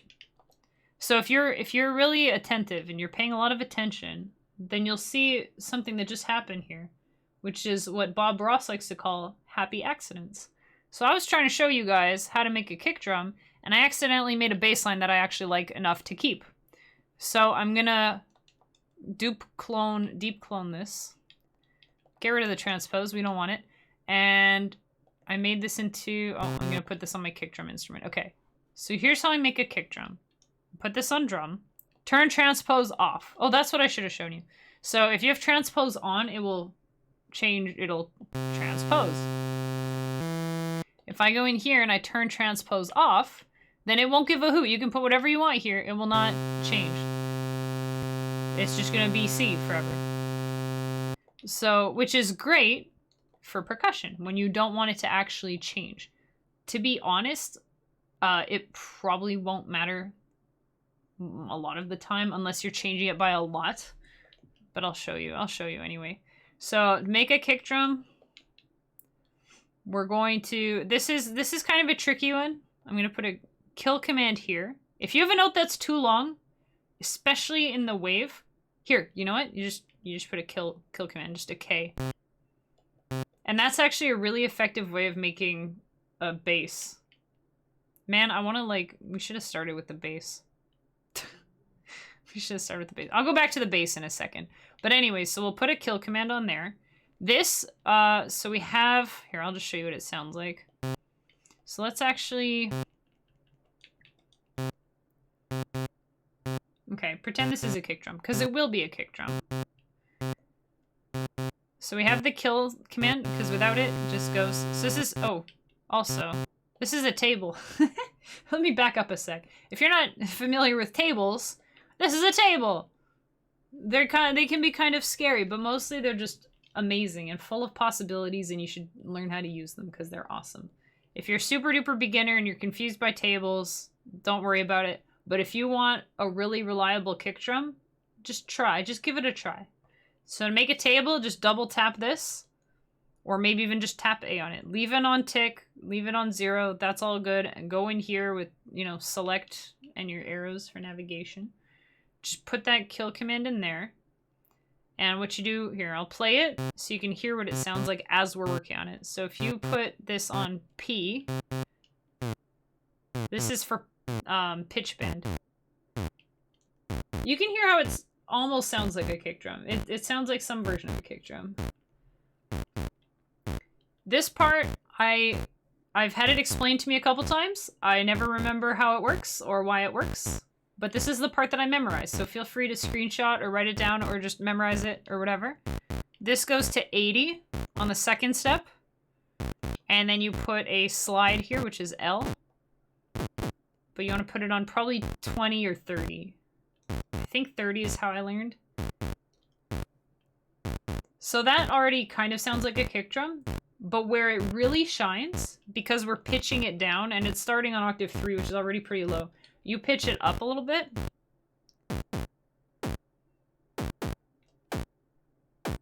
Five or 6 is usually the sweet spot. You go too high, it sounds kind of squeaky. Yeah. So I'm gonna say 5 is usually pretty good. And then you can play with this a bit. So maybe, actually, we'll leave it like that. You can put this exact same table in the pulse channel as well. So if you wanted a pulse channel kick drum,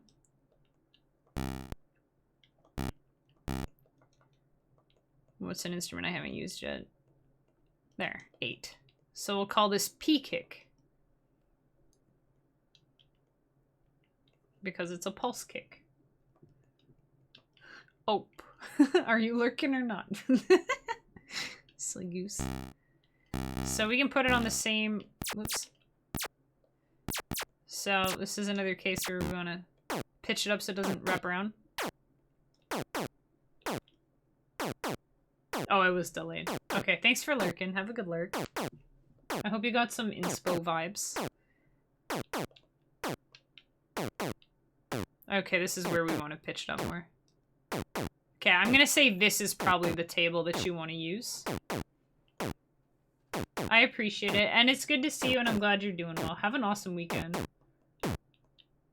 So this one you want it to be 50. It just sounds so much better. And you could leave it like that. You can change this. This is the only place I'll ever use F, and even so, usually D or E is good enough. Again, turn this to drum. Transpose off. So if you want to, you can do that. So that's how it sounds in the pulse channel. So here again. So we have it on, it has to be a high octave. That's the part that sounds weird, but it's like the higher it is, the lower you can pitch it down without it wrapping around, right? So you want it on 5 or maybe 6. If you have it on like 6, it sounds punchier. Can you kind of hear that?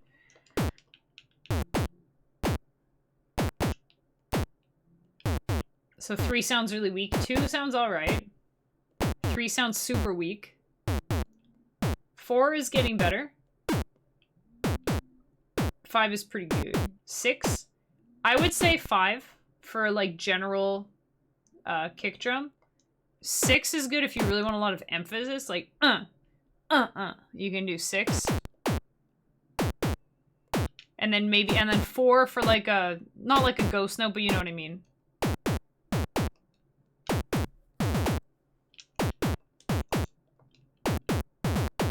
You can do that. Usually I'll just use 5 and 6. Anyways. So here's what this looks like. You want this on 50. You can leave 8 alone. If you make it longer, it doesn't matter because we have that kill command, so it's fine. But you probably want it around C or D at the lowest. These can stay the same. Drum for pitch, transpose off. Not the biggest deal, but if you have transpose on, it like see it's on C, here it's on, if you transpose down, for instance, then you get it in the weird octave where it doesn't sound good. So you usually want transpose off for that. You can leave this alone. You don't actually need fine tune on the kick drum. You can if you want, I suppose. But that's basically it. So transpose off, pitch, drum. Wave, you want it to be 50 most of the time. This one has kind of a cool trashy sound to it that I like.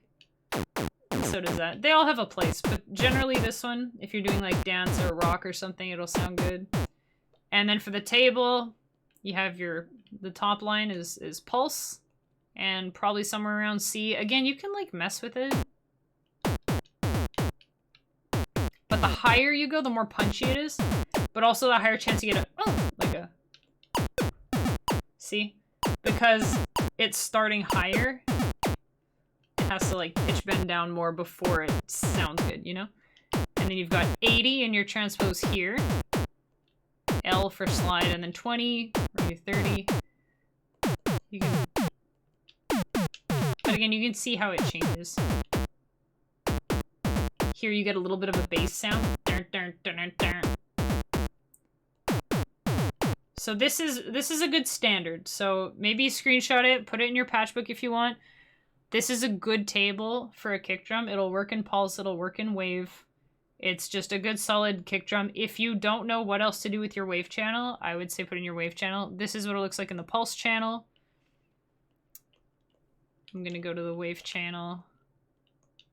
And this should, no, that's my wave base. This is what I was looking for.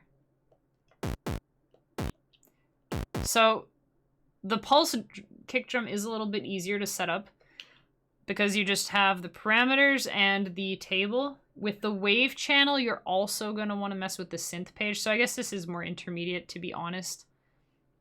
But you don't need to touch anything here except volume. You don't even need to touch the second volume, but the first one, you probably want to crank it up a bit.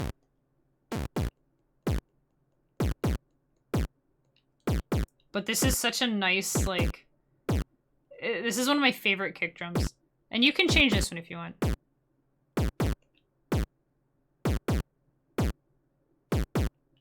It's so subtle, you probably don't need to. If you're like just getting started and you just want to do something, if you just want to do something with your wave channel, you're like, everything sounds weird. I've got a melody in the pulse that I like. I've got a bass in the other pulse that I like. I figured out how to do percussion in the noise channel. You know, it's nice to be able to put a kick drum in here. For the longest time, I was only doing kick drum in the wave channel. That's all I use the wave channel for. And it's pretty much the only place to put a kick drum. It frees up your pulse channel. You don't have to do a noise kick drum, which I think is actually harder to do. Maybe I just haven't found the proper way to do it. I've done it a bit, but it does sound more noisy than like beefy. So you go to your wave. You want your octave to be 4, 5, or 6 most likely. Start from there. You know, turn it up or down to taste, but I'd say start at maybe 5. And you can do 6 for like a bigger oomph. You know, 4 for a smaller oomph, less oomph. But for your instrument page, your wave instrument, make sure you name it so you know what it is. Type should be wave, pitch, drum. If it says fast, put it to drum. Transpose off. That's all you need to do on this page. Just drum and off. That's it. You can change the volume, but this just makes it quieter. It's already on loudest, so don't worry about that. Just pitch to drum, transpose to off. Make yourself a table, and honestly, just copy this. This is like... Copying is such a good way to learn, and I would have no freaking clue about kick drums if I didn't copy this from Boy Meets Bot, I think it was. No, it was Defense Mechanism. I copied other percussion from Boy Meets Bot. There's like videos on YouTube and stuff for how to do specifics. Just copy them. Just honestly, just copy and steal until you figure out how to do it for yourself. Copy this, and you're like, okay, what happens if I change this? Okay, what if I'll put it back. But you can, if you take the kill command, it, you know, or make it longer. If you want like a built-in bass, you know, you can make it really short. So you can play with that too. You can play with all of these things. 80 should stay as 80. Because it's like an absolute. I think that's the lowest pitch it can go to without... Oh my gosh, I understand now. I understand. Wow, if you want to learn things, teach them to other people before you get it and you'll get it. Oh my god, it's been 4 years. I get it now. Where's Defense Mech? Hey, Aaron, I've got it. I understand. I get it now. All right, I know what it is. Okay. So you're pitching it down, but then you're stopping it at this value. Because if it goes past that, that's where it goes, or, you know, or that. I wonder actually if I take that out. Yeah, I understand now. I mean, that's... You see how it's looping?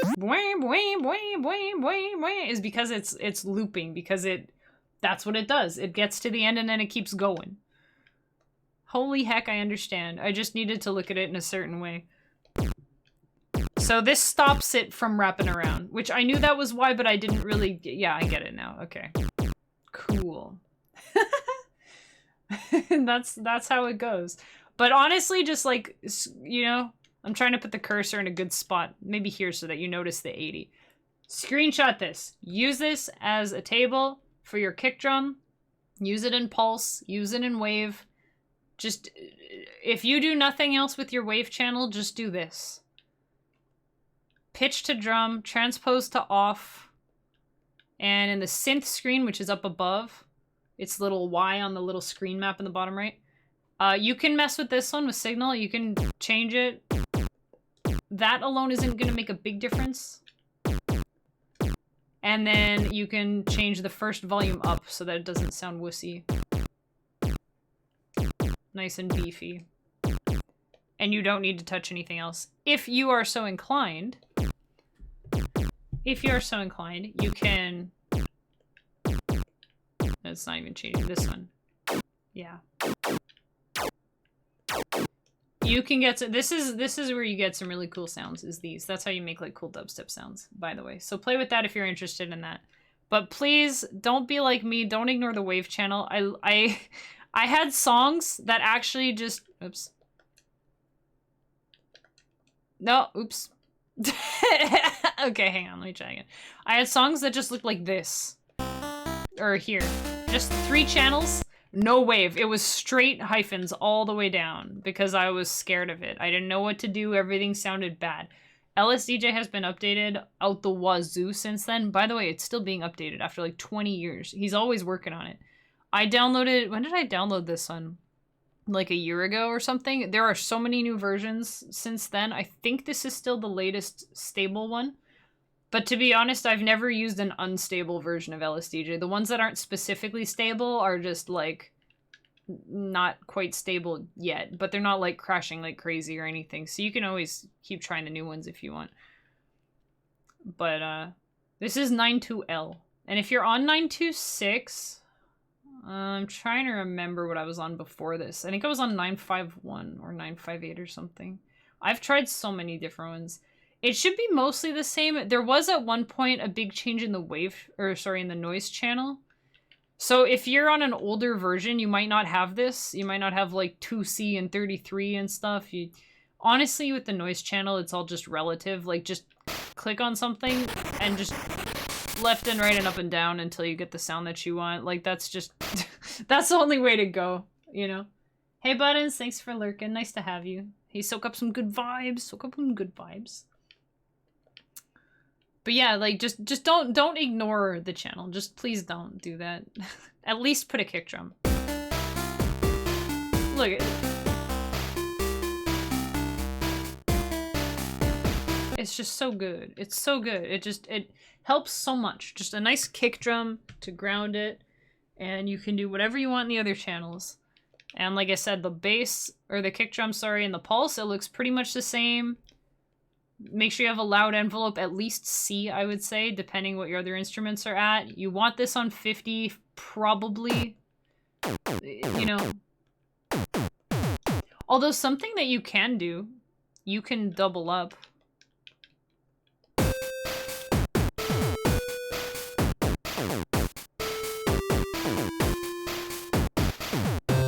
You know, you can... Oops, you can double up the kick drum if you want. If you want to have that kind of crunchy sound on top of it, but you want the oomph of the wave, you can do that. So that's pretty nifty. There's a lot of stuff you can do. So please don't ignore the wave channel. That's what I'm trying to say. Okay. What was the other thing I was gonna talk about? I forgot. So before the break, here's a little recap for now. A little recap, I guess, right? So this is with the, yeah, we got the melody and the bass on the same instrument, which is the default instrument. If you go into LSDj and you just put the notes, this is what it'll sound like.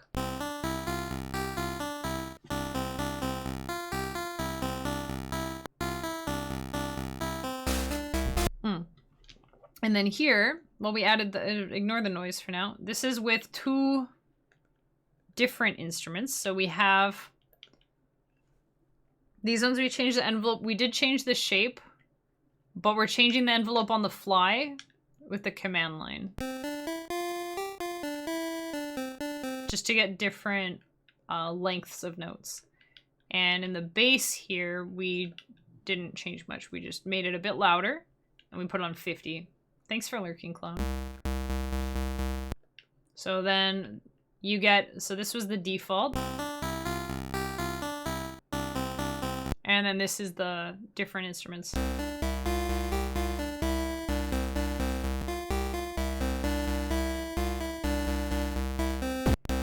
here, we changed it again. This time we were changing the wave shape again in the command line. So this is the default instrument with fine tune, because please put fine tune on your pulse instruments. It sounds so much better. Just 10 or 20, it just makes it sound richer.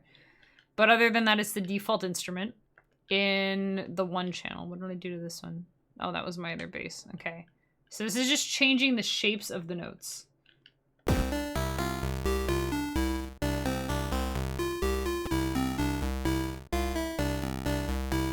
It makes such a big difference. You add some percussion.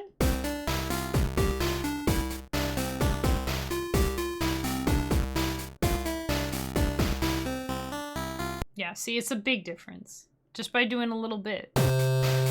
Oh, right, there was this. Oh, yeah, wave bass. That's what I was gonna do. Let's make a wave bass. So if you want a really cool wave bass, you ready? Just put a kill command, like maybe here. Yep, that's it. It sounds kind of like an NES. It sounds nice. I just really like it. Oh, that's actually the beginning of one of my songs. Okay,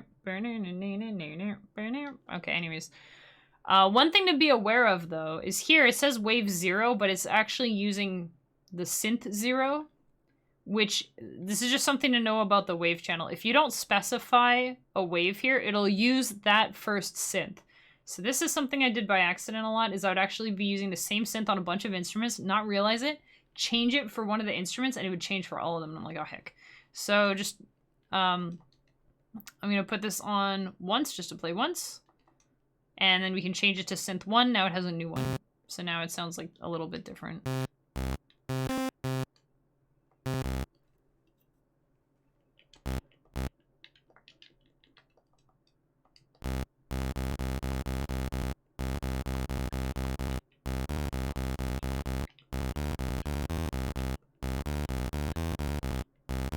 That's really all you need to do.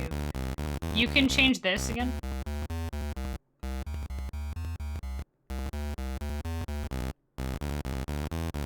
I think this sounds better on... Oh. There you go, just put on manual. Just make sure it's not on the same synth as your kick drum.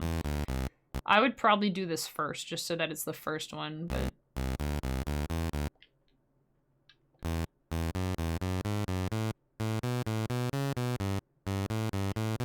So the transpose isn't working so well here because we've got some half steps happening.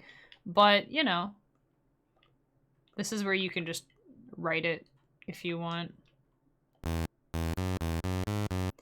Right, so I want this to start on E, so I will do a clone on it.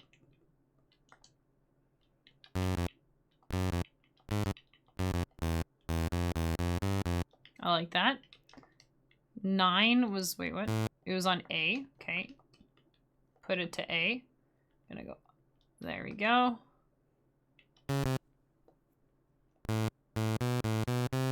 Ooh, I like that. And then this was G.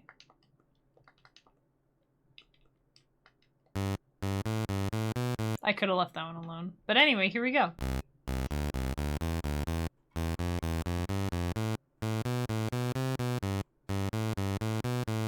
And I'm actually going to change this one around, because again, I like to change things on the 4th bar just so it sounds pretty different. So instead of this... Da, da, da, da, da, da, da, I think that's what I'm going to do. Da, da, da, da. And that should lead us nicely... Let's see.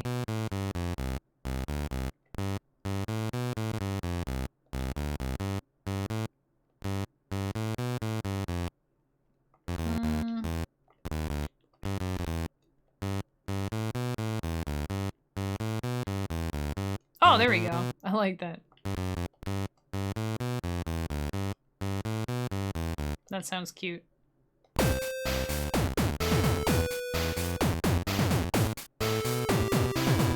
See, I think the bass is getting overpowered here, so I'm going to turn down the kick a bit. It's a pulse kick, so I can just... The pulse kick is a little easier to control, to be honest, so it might actually be easier to do a kick in the 2nd pulse channel and then do a bass on the wave channel. Because literally all you have to do is just, in the wave, you want a cool sounding bass. You don't need to touch any of this. If it's your first instrument, you don't need to touch any of it. If it's your first wave instrument, so it's the first one using a synth. If it's on synth 0, and you just make a table and just put a kill command, just so it doesn't go forever. Like it already sounds so good. Oh, and fine tune. Remember your fine tune, kids. That helped.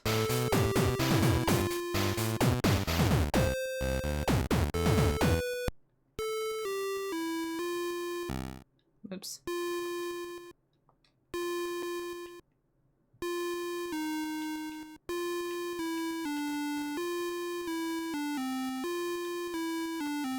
Another thing you can do with the E command, so if I want this to be like, right? I could take this, and so we're on 5 for the loudness. I could do like this. I might do that here.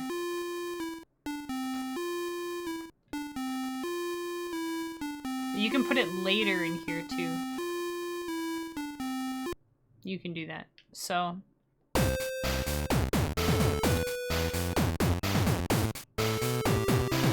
and I want that one note longer. So if you have a long note like this, and you want it to be like really long, like more than a bar, I don't want to change the whole thing because I do like how it is. We're at 5, right? So 1, 2, 3, 4, 5. If I go to 8 or on 0 it doesn't end, on 8 it also doesn't end. I like 8 because it makes more sense to me that way because it's longer than 7. So you can do that, copy that. You can do like a manual fade. So if I put it here and I put a 7, it'll start fading here. You know? You can do that. Or you could also keep it infinite, but make it quieter. And this is a good way to kind of extend the note without it just sounding like it just goes forever, you know? So, and then here, I'm going to put this, but then I'm going to put the 7 so it fades here. You know? Or maybe I can put it up here, put this a little... you know, you just mess with it.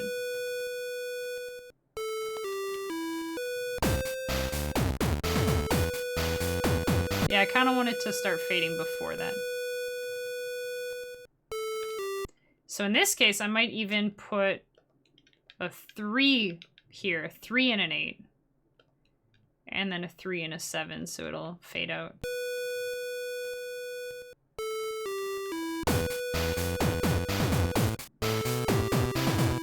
I'm gonna move these all a bit closer. There, that sounds about right. Maybe... yeah, there we go. So I think that's pretty good already. I think that's sounding pretty good. Let me grab a sip of water and peruse my notes real quick. Ah. Alright. This is on the line of beginner and intermediate. So let's grab that first thing again. I'm gonna dupe it, but it's that same thing that we've been working with the whole time. So I'm gonna change the instrument. So now we have lead 3. So this is, again, it's a default instrument. I'm gonna change it to this shape. And I'm gonna make it a little quieter, a little longer. Put fine tune. So I like this because it sounds nice and clean, but sometimes you don't want it to sound too clean.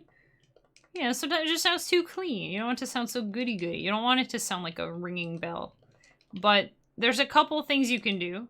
So this is using tables, but it's going to be a very simple one-line table. So once you have your instrument more or less how you want, make a new table, leave it on tick, and we're just going to go to the very top one, and we're just going to put a V command, which is for vibrato. So if we put like 0, 1, you hear that? This is without it. And then with it. And with vibrato, vibrato is a really neat one to use. The first digit here is the speed.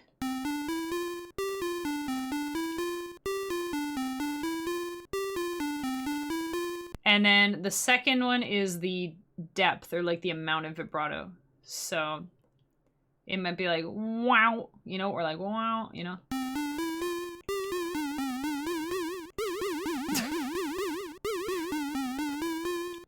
Usually you don't need to go above like a 3 or a 4, and then it starts to sound pretty funky. But depending what you're going for, that might be what you want, right? So, you know, you can play around with these parameters. You can get kind of a trill sound. It's still, like, this is just clean, right? And then...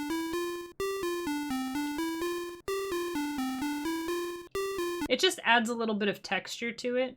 And I think this is a really good one to use if you feel like your song, if it feels kind of empty. Like, if you have your wave channel and you have, you know, you got a bass going and maybe the second pulse, you got your noise is full of hi-hats and everything out the wazoo. And you're like, why is it feels like empty, or it feels like ice without a lake underneath it. You know, this is how you can add a little bit more, because it's a bit of extra movement. Just a little bit. It can give it a little bit more depth and just make it feel a little bit bigger.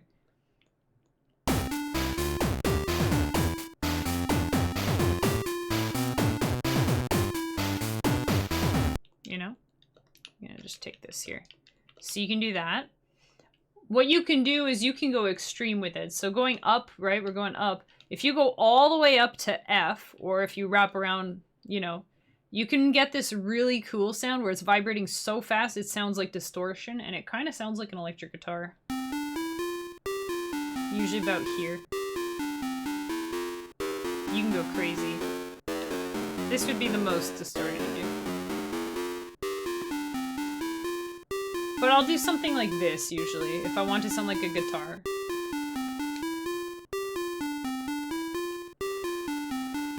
It's just subtle, but sometimes it just adds just enough, you know?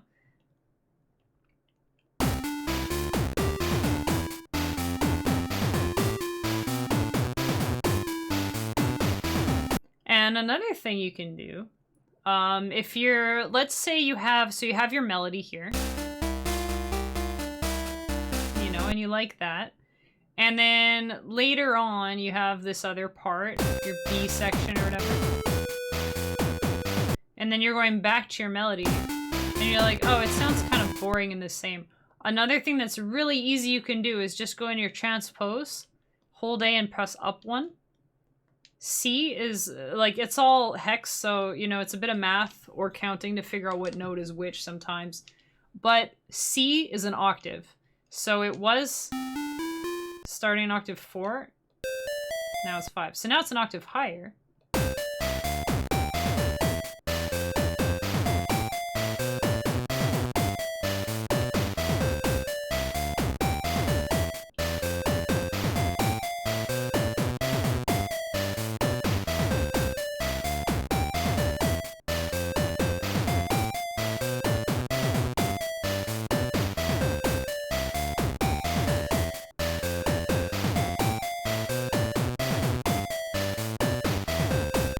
So you can do that. I kind of like the 01 on this, I think.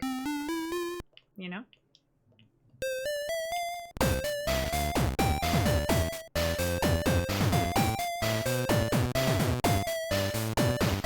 And just be aware that when you octave up, often it'll sound louder, even though it isn't.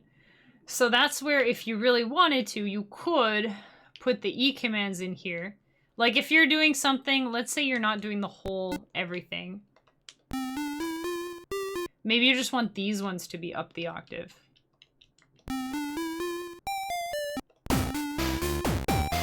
And then it sounds like it's getting a lot louder. That's where you can say, okay, it's on 7, let's go to 6. 3 is about the right length. Maybe 4. Or you can have it like an echo almost. You could have it quieter. You can do that if you want to. if you're going to be doing like this, a whole phrase, that's where you just use this. It's just so much easier. You don't need to go in and change all your notes. You can just do it this way. And then that's pretty cool. What else? What else? What else? What other commands? I thought I had a list of... Oh, there it is. Kill commands. Oh, that's another one you can use. So you know how in here... where was it? I used this to make this note end like a little bit after this. And here I'm making this note really short. Instead of these, if I wanted to, I could put a kill command. And it does what it says it does. It just kills it. Just you're done. And let's say if you wanted this to last a little longer. This is a little bit tricky. But just to explain, each of these like rows, I guess you could call them, is called a step. And each step lasts for 6 ticks. So here, you can set a number, and that's the number of ticks. So if I put a kill command here,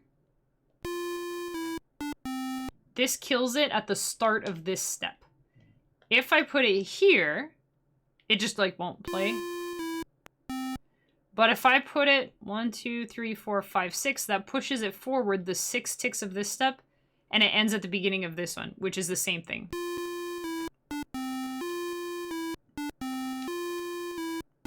It's the same thing. But what you can do if you want, like, let's say I don't want it that short, I could put it, like, halfway through this one by putting it on 3. Or if you want barely a break between the next one, I use this all the time, is like a 5 or a 4. Because 6, it basically... It doesn't, because it ends at the end of this step or at the beginning of this step, which is what it does anyways. It gets overwritten. So if you put a 5, it changes it from do do do to do do do do, you know? It just breaks it up a little compared to where it's just like done, you know? So you can do that. Yeah, instead of waiting for the next one to trigger, that's exactly what it does. Whereas here, this is technically a decay, so it doesn't cut it off. It just kind of, it's like a slow, painful death instead of just a... I guess you can think of it like that. You know? That's kind of morbid. Anyway, so that's something you can do too. If you're desperate or you're like, man, this note's going on forever, I don't know what to do, I don't want to change it in the instrument, whatever, just put a kill command right in the phrase and you're fine. In fact, I'll do that sometimes, like if I'm, let's say, oh, like this note, right? Maybe it's going on too long. Let me just put this here. Let's pretend that we don't have this here. Right? And it's just going. And I'm like, why is that happening? I'll sometimes put a little kill command here just so that I know that it'll be done for the next phrase, right? So sometimes I'll do that like if it's the last phrase in the chain and then I know I have another chain going afterwards, but it might be something different. It might be another melody where there is a note cutting it off right away and then it's no problem. Or it might be something where it's just silence and it's just waiting for notes and then maybe I don't want it playing. That's where, as kind of like a safeguard, you can just put a kill command at the very bottom. You can put the 6 on it so it technically plays out this whole step. Because if you have it on 0, it won't play this step. It'll play through this, and then stop. If you put it on 6, it'll play through these 6 steps, or ticks, sorry. These 6 ticks, these 6 ticks, these 6 ticks, these 6 ticks, and then it stops right before the end. So, see, it stops like right when the arrow gets there. See? So you can do that as kind of like a fail-safe. I'll do that a lot on my wave channel instruments because sometimes I'll have like a really long wave thing, or I'll have something that's looping, it's going yai, yai, yai, or something like that, because I like sounds like that. You know?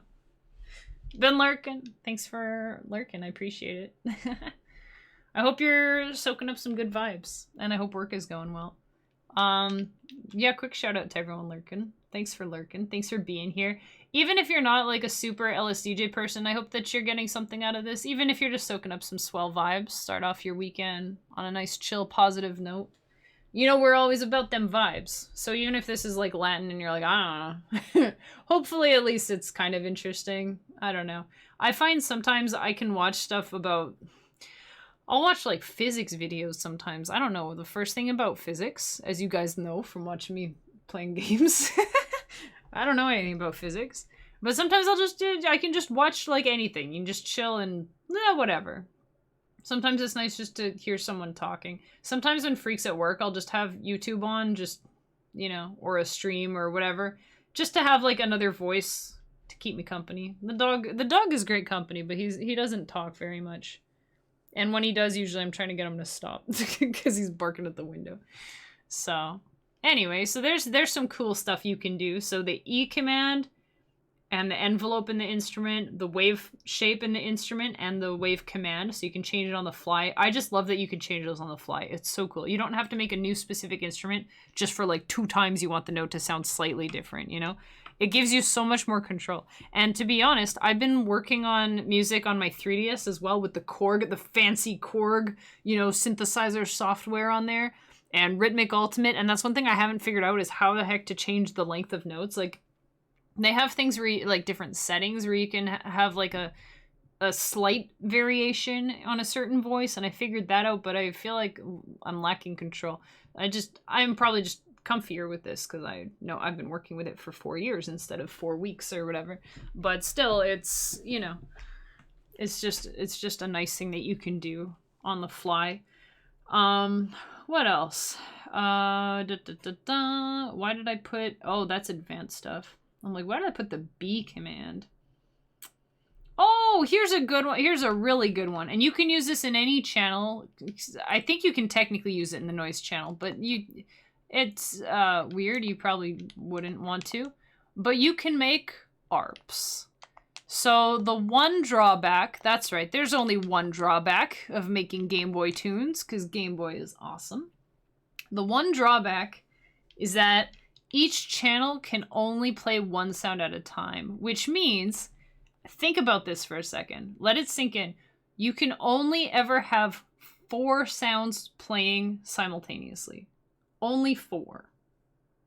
Now, if you think about, like, I'm sure you've heard some pretty complex chiptunes. I like to cheat the system a bunch. So on some of my songs, you can swear you're hearing 5 or 6 instruments at once, but it's only ever 4. There are some ways you can cheat. And this is one of those ways. This is the simplest way to cheat. This is like the cheat when we cheated Fierce Deity Link into Majora's Mask. It's not like cheating that's gonna hurt anyone. Don't worry about that. Let's make a new instrument. A is pretty appropriate. We're gonna make an ARP. We're gonna call it ARP, which is short for arpeggio. So you can do chords in LSDj. Kind of. So for example, you could have like, where's my long note? There we go. So we could have a C here, and we could have an E here, and we could have a G in here. That's a G. That's a short thing, but by the way, that chord sounds beautiful because all of these have fine tune on them. Just saying. You can do that. But that means you have your chord and that's it. Your chord and then one thing in your noise channel, that's all you got. If you're doing a chord, you're only doing a chord. So what you can do is you do an arpeggio, which is a broken chord. So instead of all 3 notes at once, it's like one note and then another note and then another note. So basically it's like this. You're basically doing, I'm gonna put an H here, don't worry about it. It's like, if you do that fast enough, you give people the illusion where they actually think they're kind of hearing all 3 notes at once. Sort of. Mainly it just sounds really cool. And as soon as I put this instrument into action, I'm sure you guys will have like a game soundtrack pop into mind where you're like, oh, that song. So, and you can count. So for a major chord, I think you want to be C47. And for a minor chord, I think you want C37 or 36 for diminished, maybe. But we can count to make sure. So we're starting on a C. So the next one is E. So going up and down changes this one, and left and right changes this one. So if we're going up from a C to an E, that's C, and then C sharp, D, D sharp, E. Okay. So on the other one here, we want a G. So we go C sharp, D, D sharp, E, and then F, F sharp, G. So now it's going to cycle through all three of those notes. And if we make it longer, you'll be able to kind of... So it's playing three notes, not all at the same time. It'll be more obvious if we slow it down.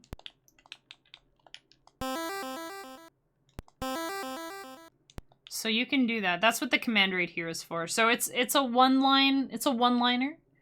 So it is a table. So you do have to have a table here. Set it to tick. Set it to tick. And just put C47 at the top. You know, you can make it shorter again. I'll make it shorter again.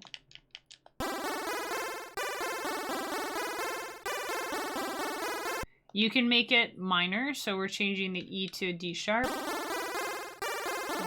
diminished. It starts to sound kind of weird sometimes.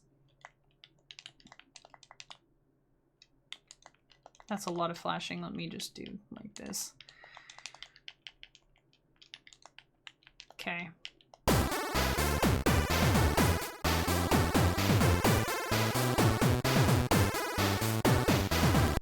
It doesn't sound great on like what I've chosen here, but if you put it on, say, oh right, that was my chord.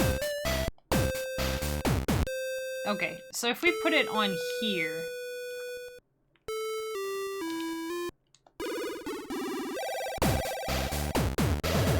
it usually sounds better on longer notes.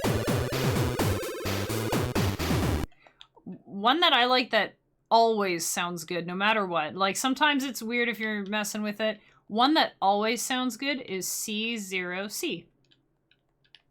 Like Coke. Coca-Cola. Let's go. It's Coke, you guys. You can you can read that however you want. I'm gonna say Coke. Anyways, the OC is an octave, as you know from earlier. So it will alternate between C5 and C6. And that just always sounds so beautiful. It sounds so pretty. Hey, Alverdroid, how's it going? We're learning some LSDj stuff. And then you can change the command rate. The higher the number, the slower it is.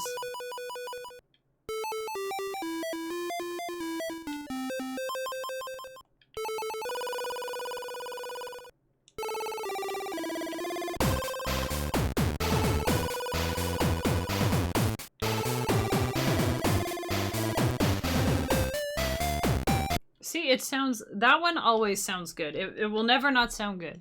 Because it's an octave. It's the same note. It's gonna be in tune. It'll always be in tune. It will always sound good. If you're not sure what to do, do that. This is also a really great way to, like I said, if you want to like enhance your chorus for later. What is this? Oh. Now we got like a double chord.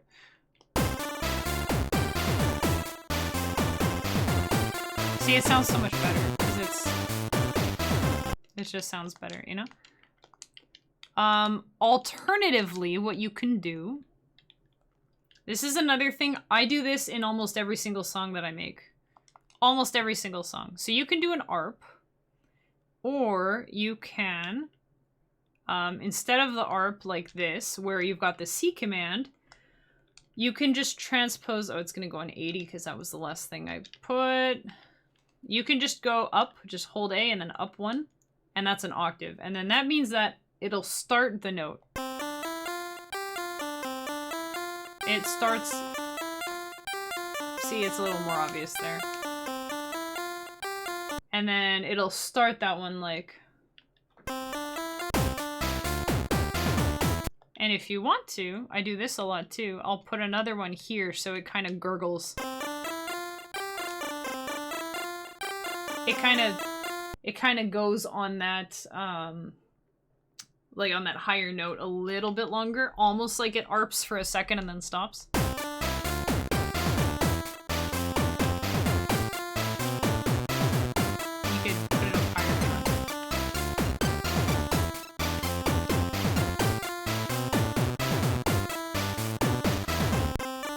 So that's something you can do. If you do this, I would recommend stopping it from looping. So you can see how it goes back to the top on that long note. And if I hold the note, you hear it like re-triggers. So anytime, this is tables 101, guys, tables 101. Anytime that you have a table where it's like looping, like the little arrows coming back to the top, and it should come back to the top every time it plays a new note. But if it's doing that on like one long note, and it keeps re-triggering whatever you have in here or in here and you don't like it, I'll usually put this near the bottom, but you can put it as soon as you're done stuff if you want. But I'll usually put it near the bottom, and you just put A20 and it will stop here. You see how it's like not on that long note? It's not going back to the top.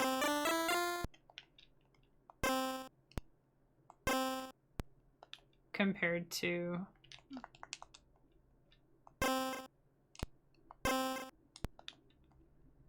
What A20 is, this is kind of advanced, I guess, but A20, you can think of it as like stop the table, like stop it. Just whatever it's doing on this row, basically, just leave it there. Leave it there. So if you have like a pitch bend, I think it will like keep going down. Yeah. Like whatever it's doing here, pretty much it'll keep doing. But it will not go back to the top. It gets here. The A command is the table command. The A command is the table command. You usually use H05. Yeah, you can do that too. As long as it's after... Well, actually, it doesn't even have to be on 5.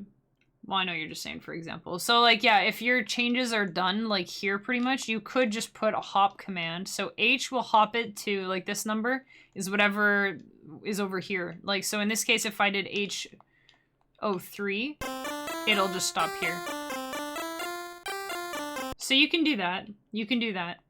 I don't know if there's a big difference, like, memory-wise or anything. I think technically this is better, but I mean, it makes such a small difference. I think it's just preference. Because what happens here with the... So this is the hop command. It tells it to go to 0, 3, which is this one. Like on the left it says 3, right? So what happens is it plays through these 4, and then it gets here, and then it goes here, and then it gets here, and it goes here. So it just keeps going and keeps reading this line. So it's not really done with the note. What the A command, excuse me, what the A command does is it moves it to a table. So, okay, we got the vibrato table on 2. We could, let me put it up higher so we'll hear it. We could put A2, which means that it'll play through the table, it gets here, and then it will jump to table number 2, right? So you can see how this can lead to some really crazy stuff. So you hear it's got the vibrato, right? Heck, I could put it here. And then it gets the vibrato. What A20 does is there's no table 20. It goes up to 1F. This is the highest one. So the next one would be 20. There's no table 20. It doesn't exist. So my understanding is it looks for table 20 and it's like, oh, that's not a thing, and then it gives up. So that's the main difference, is this might be a little bit simpler on like memory, and if you have a really, really complex song, this might have the smallest performance improvement.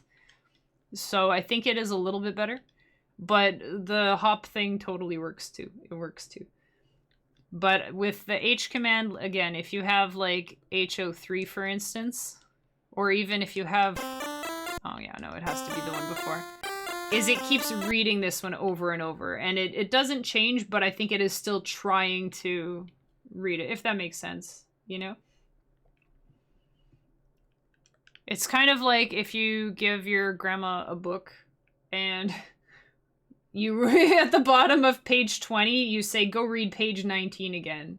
Or I guess at the top of page 20. You're like, go read page 19. So your grandma reads 19 pages. She gets to page 20 and it says read 19 again. So she keeps reading page 19 over and over and over. So grandma's working hard reading that page over and over. But if you tell grandma, you know, she gets to the end of it, and instead of saying go back one page, you say go read this other book. And she'll look in the bookshelf and she'll be like, book 20 doesn't exist. And she'll just be like, I got nothing to read. And she'll take a nap or something. That's my understanding of it. So I think it might be a little bit easier on memory. But again, it's such a small, like, it's such a small thing that I don't think it will make a difference in most cases. But if you do have a super complex song and you've got crazy tables and hop commands and all kinds of things and samples go in and everything and all the channels, then you might start to notice a difference, you know. But in my 4 years, I haven't ever had to really worry about that kind of thing. So there. So either one works, really. But basically that's the thing, is just you can put these in here, you can mess with them a bit. If you want more of the gurgling, you can put more of them.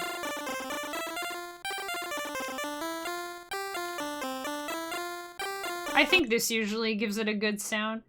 You might have noticed we've also got 2 command columns. Count them, 2. So another thing I like to do, again, this is getting a little bit more advanced, but you can also change the wave shape in the table, just like we did in the instrument right here. And just like we did here in the phrase, you can do that in the table too. And you can do that without changing the, I was gonna say the teaspoon. Without changing the transpose. You don't have to do the octave thing. You can change this too. And that can have kind of an arpy sound. You know? And you could put, ignore the A at the bottom for a sec, you could put a hop command. Actually, I guess you would just put it here probably. And it goes between them instead of just sounding like this. You can do that with this too. And then it's gonna alternate. But doing this is, I think it's the exact same as doing this. Oh wait. I thought it was anyways. Oh, it's like the timing. Yeah, maybe like that. So you can do that.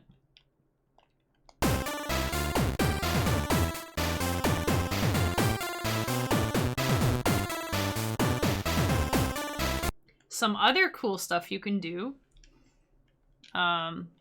You can, let's go back to 1 for a second. Yo, Maylin, how are you doing? Doing some homework. You have an upper respiratory infection. That, again, well, that, I was gonna say that sucks. That extra sucks. Dang. Don't have the energy. Oh, I'm sorry about that, May. I'm sorry to hear that. That really sucks. Soak up some energy. Soak up some vibes. I'll send you some. I'll try my best to send you some energy through the stream. Okay, ready? Did it work? Did you get some energy? I don't know. Maybe if you have time, you should take a nap and try to rest a little bit. That's the best I can think of. I'm doing some teaching right now, so this is kind of schooly too, to be honest. You know what? I should just mess with this one. With our default. So here's another thing you can do. Also in the table, you can build in like an echo kind of thing. So like how we had the wave channel or the wave shape or whatever, you can also put the E command in here. So if we have, you can put this in here, you can trigger like, wait, you can't really hear that. Maybe lower down.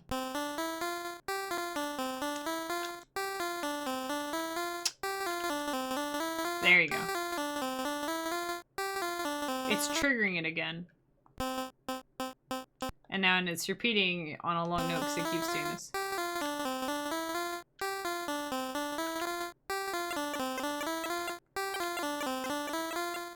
So you can do this stuff kind of like an echo. Oh, I think we're in a wrong thing. But that's a thing you can do too. You can kind of re-trigger stuff like that. What else? What else? It happens every year. That sucks. But you should know how to deal with it by now, right? I guess that's the plus side. At least it's not something new and terrifying. If it's something old and crummy, at least you know how to handle it, right? So I guess there's that. I'm trying to make you feel better. I don't know if it's working. But at least there's that. What are the other things here? I think, honestly, just like messing with stuff in tables is so much fun. And you can't really screw stuff up messing in tables. I used to think that you could. You can't really. You can't really. You can even put grooves in the table without ruining stuff, which is pretty neat. What else do we have here? Okay, we had that. We had that. Let's see. Oh, this is a really fun one. This is a fun one, chat. This is a fun one. The L command is one of my favorites, and the P command is another one of my favorites. So we should talk about the L and P commands. So the L command is a slide. We're not going to hear it very well here because all these notes... here we can hear it because there's a bit of a gap. This works better with notes that are further apart.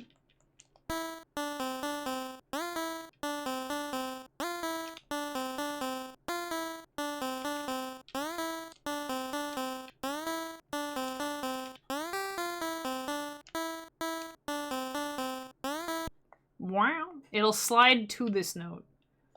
So one thing worth noting... One thing worth noting is it will not necessarily land on this note on this spot. Here it sounds like it does. But in reality it's landing somewhere between these two steps. So if you crank it up a lot... I need to make this note longer. It's like somewhere around here.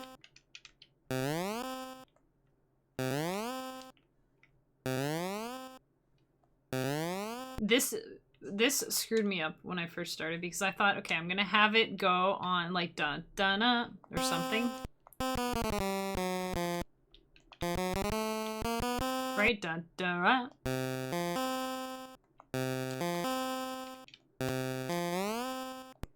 And I'm like, no, I want to be like more like dun dun, right? But it starts the slide here. It doesn't start sliding here. Which makes sense, because it hasn't seen the slide command yet. It's coming from here, it doesn't know, and then boop, oh, gotta start sliding. And this is how long it's gonna take. So it's around here, where it hits C4. So you can put a really short one on.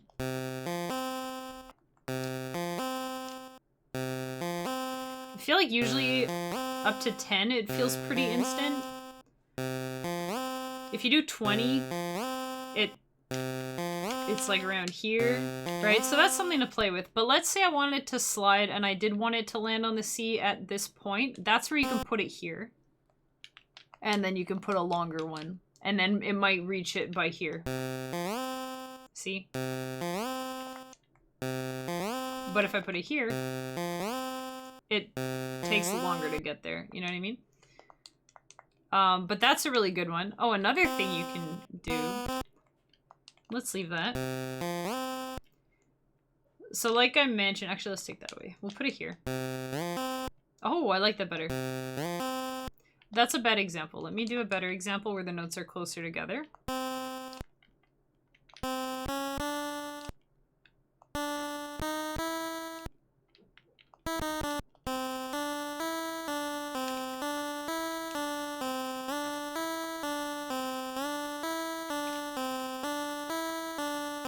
Like, you can kind of hear it. But if you put, like, a pulse, like a pitch down, sorry, if you put, like, a pitch down here, then you can really hear it. You can be sneaky. put it at the end. But on that note, these pitch bends are really fun. So you can do a little thing where it goes up a bit. Or you can have it go down. Oh, that sounds like Clay Shooter. Oh, man. Oh my god, that's like PTSD for me. The heckin' Clay Shooter is so hard to shoot! So much harder than the ducks. Anyway, you can have it go down too. And you can go crazy with it, like a big one. Or this.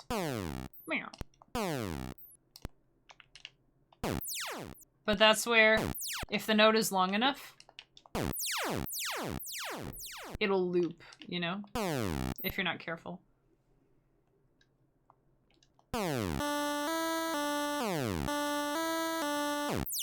So if it's doing that, you're just going too much, so you could try. No, it's...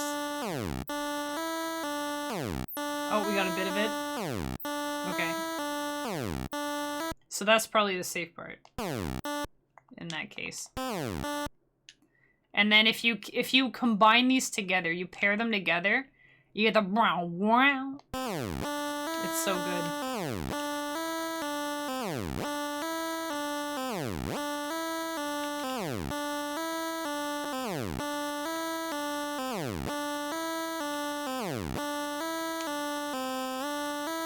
It just sounds more dynamic that way. You don't have to go nuts with like a crazy P command. I think it sounds better though when you do usually.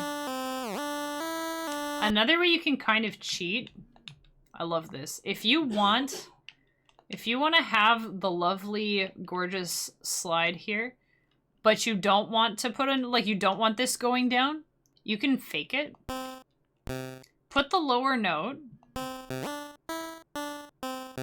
Right? If you want the ba, because here, if you just put this, it's kind of like, like you can kind of hear it. If you have this, like you can really hear it. So having this note here helps, but having this instrument here, you don't need that. You don't need the instrument. You can put the note without an instrument.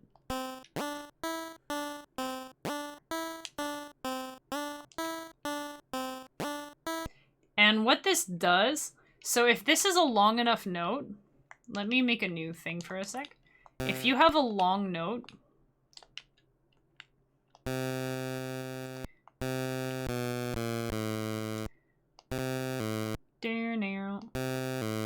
sounds like a doorbell. So it's playing the two notes and it's striking the instrument each time. So you can think of it like a guitar. Every time the instrument is here, it's strumming the guitar. It's going, bow. You're bringing the pick to the guitar, your finger to the guitar, going, bow. So you're going, bow, bow. If you do this and you just have that, you just have the note without the instrument, it'll change the note, but it doesn't start the instrument again. So it's kind of like doing a hammer-on or a pull-off with a guitar. Instead of, you're not striking the string again, but you're changing the note and it's continuing that same energy.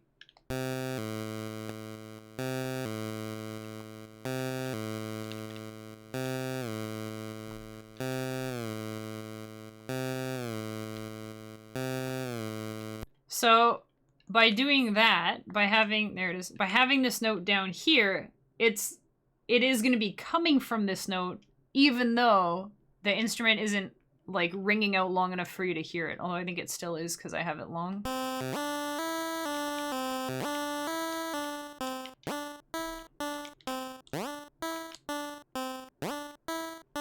But you don't really hear this, like...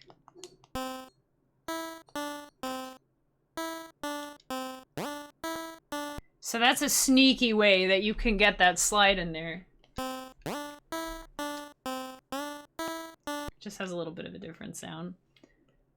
That's I know that's kind of going a little bit like beyond what I was talking about, but it's just such a fun little trick. And this is a way to do it too. Whoops. You can do this too. Because it's essentially pitching down. You can hear it starts going. But if the note is short, the guitar string stops vibrating by the time you get here, or by the time you get here. So you don't really hear the lower note, but you do hear the slide up from the lower note. Can we just take a second to appreciate that analogy? Man, that was tight. That analogy was on point. It's exactly like strumming a guitar or striking a piano key. Not really like striking a piano key. No, let's stick with the guitar. It's like the guitar. It's like doing a hammer-on or a pull-up. You can do it here too. Well, except for the note, it's not long enough.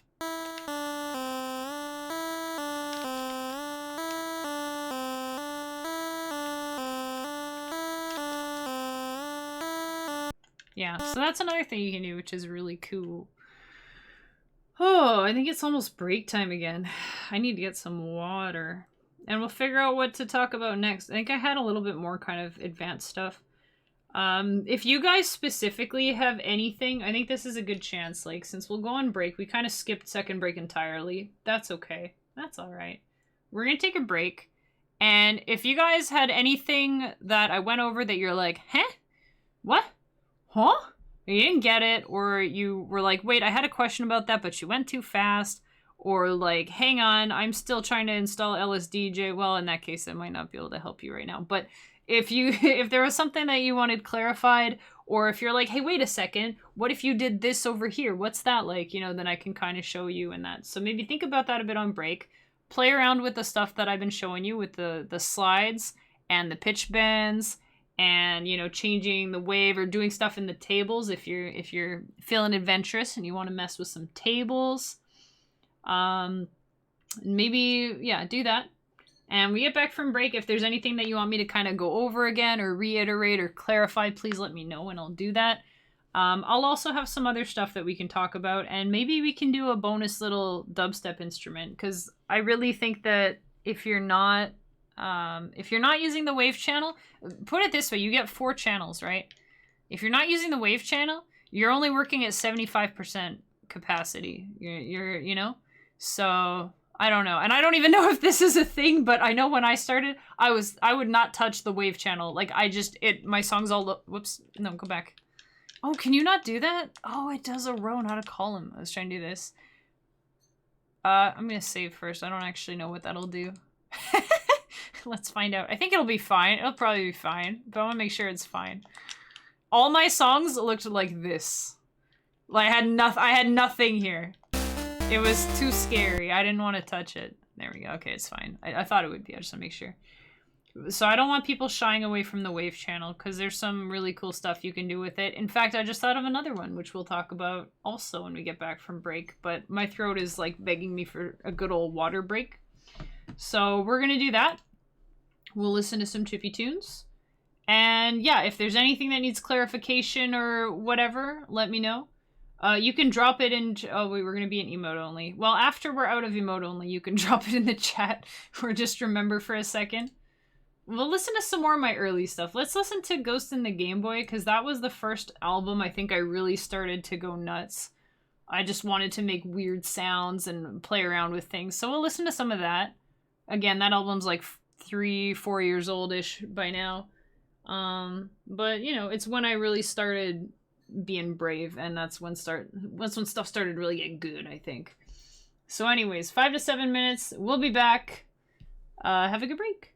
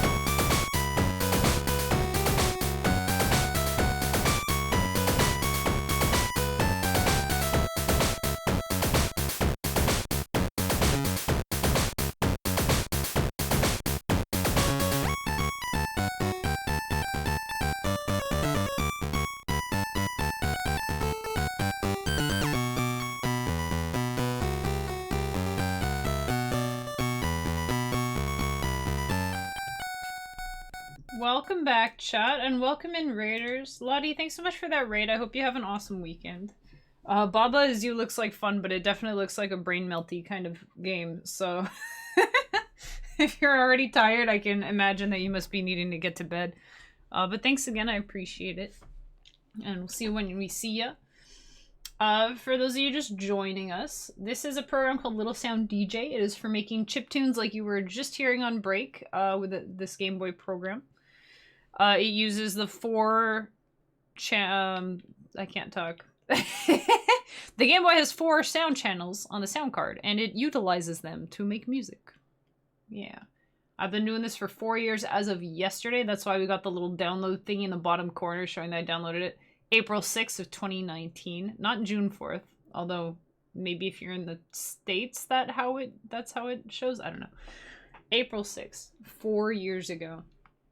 Focus! I was wondering when you'd pop in, when you'd show up here. It's nice to see you, friend. Hope you're doing well.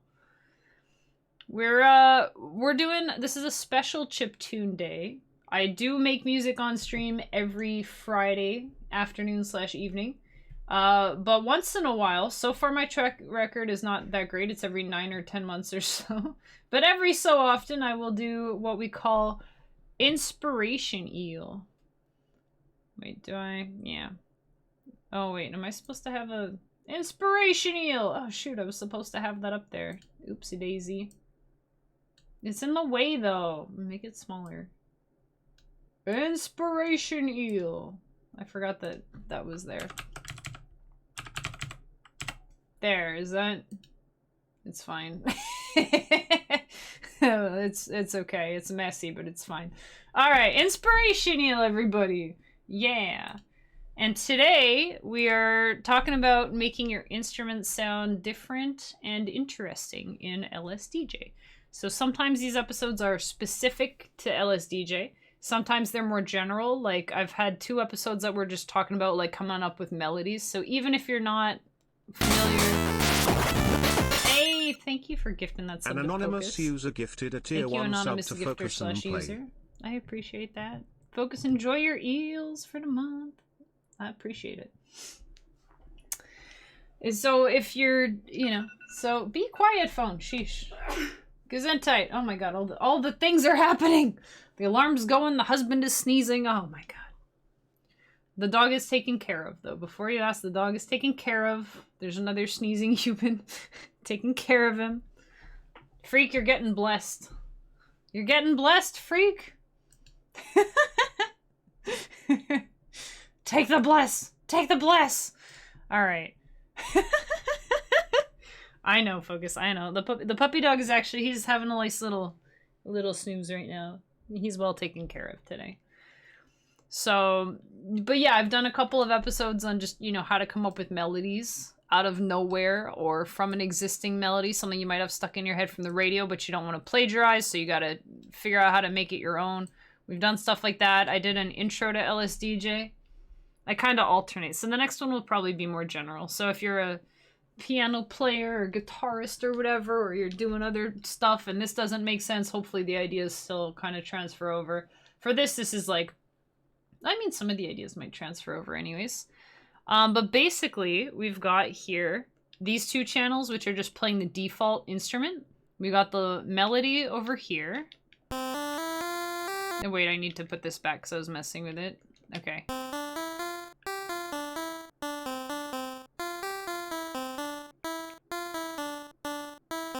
And then we've got the bass, which is just doing this. It's just doing that. But when you, and then so you put them together, we got nothing happening in these 2, just these 2 channels.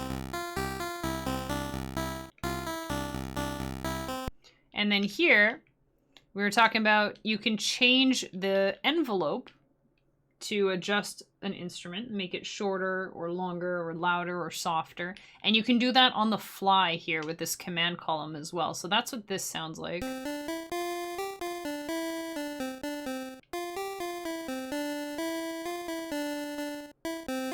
Yeah. And then you can also change the wave shape, which is right here. You can change 12, 25, or 50. And this is, again, the default instrument, but we're changing it on the fly, on like a per note basis, is what that sounds like. And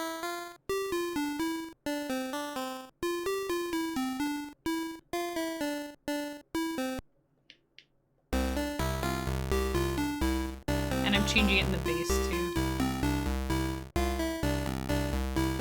So it's just, it already sounds so much more complex.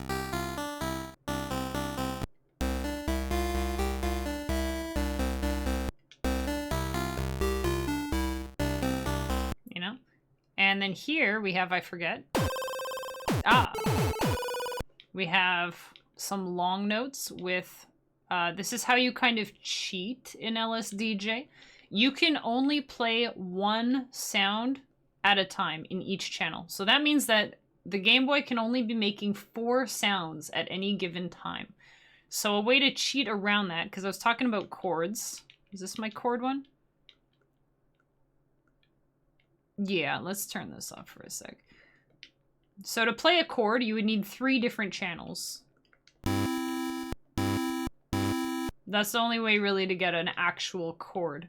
So in LSDj, we kind of cheat a little bit, and we do what's called an ARP, or an arpeggio, which is a broken chord. So instead of playing all 3 notes at the same time, you alternate, so it's like da-da-da-da-da-da-da-da, and it kind of, if you play it really fast, it kind of sounds like you're playing the chord. In this situation, we're just doing the octave. So this is playing C4 and C5. But it just makes it sound a little fuller.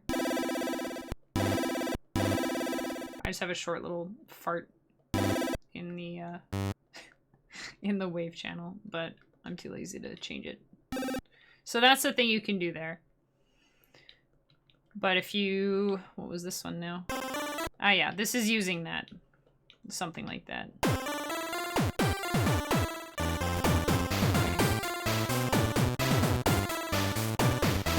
So that's really different from like where we started. So there's all these things you can do. And all these commands that you can use either in a table or in the phrase itself, you know. So if you, the main thing is if you do it in the table, it will trigger every time that instrument plays. Every time you strum that virtual guitar string, it's going to trigger that table. If you're putting it in the phrase, like here, it'll only affect that particular line, and then it goes back to normal after that. What else was I going to talk about? Let me see what else I have. Oh, one thing that you can do. This is getting a little more advanced. We've been kind of building up here. We've been kind of building up. Something that you can do. Oh, that's what it sounds like if you have a C command in the noise channel. That's pretty neat. Where the heck is my hi-hat? Oh, here. Okay, so I'm going to duplicate this by holding select, tap B, tap A. So we have a new hi-hat. I'm going to call this hi-hat C for closed. This is a different way to use the table. This one's a little bit more advanced, but I believe in you guys. Hey Willis, how's it going? I'm doing great. And yeah, we're cool making music. I hope you're doing well. I make chiptune every Friday on stream, and today I'm doing a special thing called Inspiration Eel. This is episode 4, and we're talking about making instruments that sound different. Because I think, well, one thing that a lot of people do with LSDj, and there's nothing wrong with it, especially if you're the type of person that you just need to like sketch out an idea and have it sound kind of the way you want. People work from template files, so they'll make their lead, they'll make their bass, they'll make their percussion, and they'll save that file. And then whenever they want to make a new song, they'll load it, and they'll just do a save as. So they have all their instruments there, which is great. But the problem is if you ever pick up LSDj and you don't have that file, if you have like a new save or something, or you're working on a new version and some of your instruments don't translate over, you know, or if you just, you know, maybe it's been a long time. Maybe you've been using that template file for 3 years and you don't remember how to make a kick drum from scratch. Or one of your instruments is sounding funny, or you want to tweak it, but you can't remember what the parameters do. I've never been one to use template files. I don't think it's a bad thing. Especially, again, if you do just want to, like, sketch something out really quickly. But I think that is the danger, is, like, relying on it too much, you know?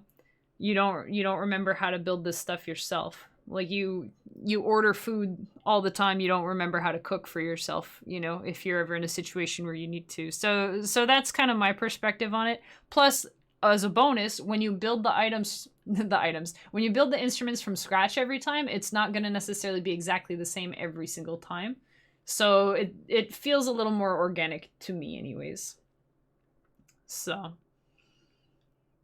yeah, exactly. You try to make a phone call and you don't remember. How many of you guys have your like family phone numbers at least memorized? Because I've got like my parents and my sibling and my husband, and that's about it. Other ones I have them saved in there. But yeah, that's the thing. You get a new phone, and maybe your old phone you're not able to do like a transfer, and you lose all your contacts, and you're like, oh crap, what's mom's phone number? I don't know how to call her and tell her I got a new phone and I lost her phone number.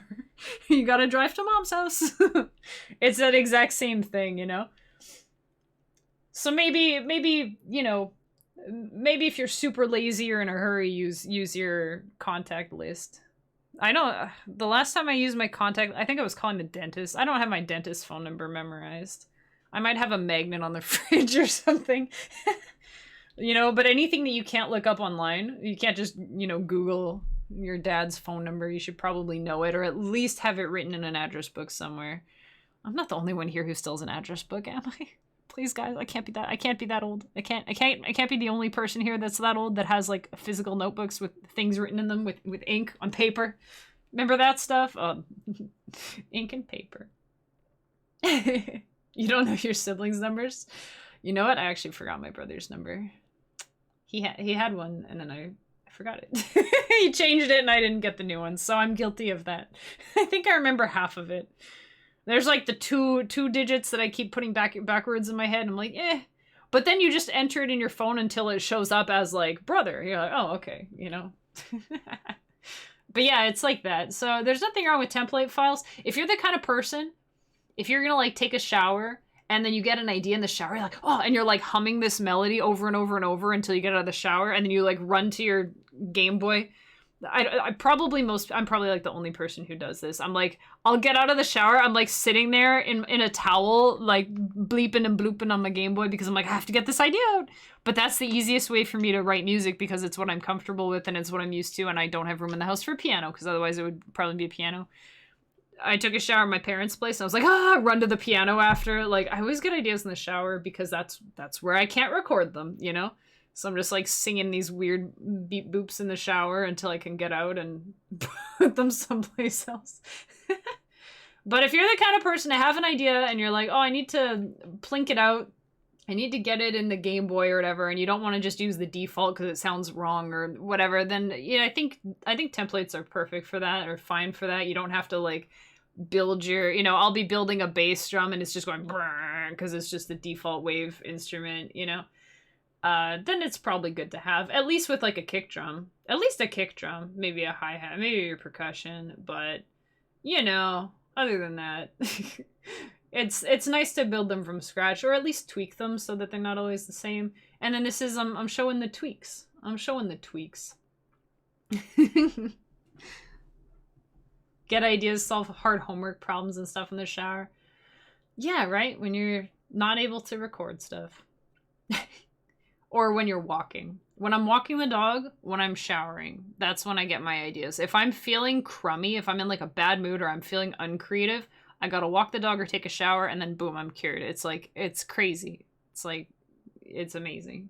Pizza boxes! Guys, Bluesy brought us pizza. What are you having on your pizza? Mine's extra bacon, please. Extra bacon and extra cheese. Does Henry lick my legs after I get out of the shower? He would if I let him. Usually when I get out of the shower, he's like curled up somewhere and I just go get dressed right away and he doesn't have a chance.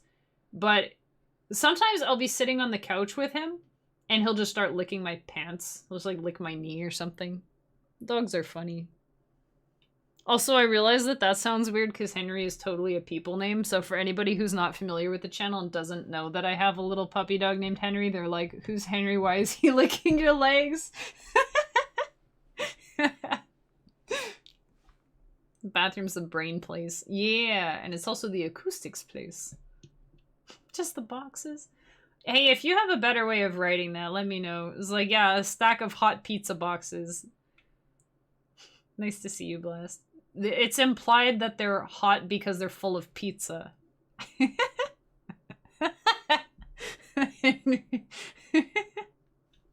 Oh my goodness. Oh, yeah. Oh my gosh. All right, okay, here's my favorite trick for hi-hats. We're getting off topic. Here's my favorite trick for hi-hats when you're feeling lazy, but you want them to sound cool. You put the envelope as like the loudest, longest you would want a hi-hat. That's probably good. You're gonna start a table, but instead of tick, we're putting it on step. So what tick does is every time you play the note, it runs through the whole thing until the note ends or is interrupted by a new note. If you put it on step, it will play the first one and then it goes to the next one. Every time the note triggers, it'll go to the next line. And that's the key. So what you can do, like if, for example, if you wanted this note to just get louder every time, so it's going to be like this loud, right?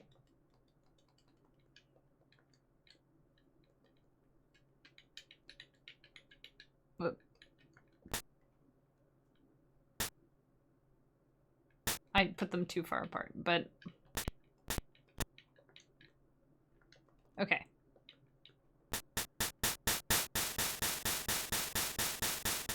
And then I guess it goes to this. So here, we'll put off topic on a Friday. No kidding, right? If we put a hop command here, it's going to go back to the top and play it again. So that's a cool thing you can do. So this, hopefully you guys could follow this. I should probably do like 2 more just to make it like a full thingy. So it basically gets louder every time it plays. And it's just starting over here because I have it go 8 times. So you see how that's working? Whereas if we had this on tick mode, every time it plays, it's gonna go blah, blah, blah, like, yeah, like that. That was actually that was a pretty accurate prediction, actually. So what we're gonna do is kind of like this. But instead of doing all this, what we're going to do, I'll show you two ways: the advanced way and the super advanced way. Hey, thanks. Yeah, I make all kinds of Game Boy music. I've been doing it for 4 years, as of yesterday. Celebrating my chip-iversary. And once in a while I do a teachy stream. Usually I'm just making tunes on Fridays and I don't talk this much. I'll just kind of get in the zone and just whatever. Always happy to answer questions and stuff for people who are interested and want to know stuff. But when I do these inspirational episodes, they're specifically like me trying to impart some of the knowledge that I've picked up. You know, some knowledge. I'll give you some knowledge. You just got home from a car show? Nice. Car shows are pretty cool. I used to love them when I was a kid. I haven't been in a while, though, but I always like seeing the fancy, cool cars. Bring a sketchbook, just do some doodles. I feel like drawing cars. Okay, later, Kimmy. Draw cars later. But let's, for example, we can do... Okay, let's say we just want it to be like... Okay, very simple. We'll make it very simple. It'll be louder, and then softer, and then louder, and then softer. So it's like da-da-da-da-da-da-da, you know? So then we can just do like this. So if we just have it like this, it'll play this one, and then it will just not play these. So it will go back to this 5/8. Right? So what we can do, if we want to alternate between these, we can just copy paste 4/3, 4/3, 4/3, or we can put that hop command, so it'll go 4/3, 4/3, 4/3, like this. Let's make a bigger, whoops, a bigger difference.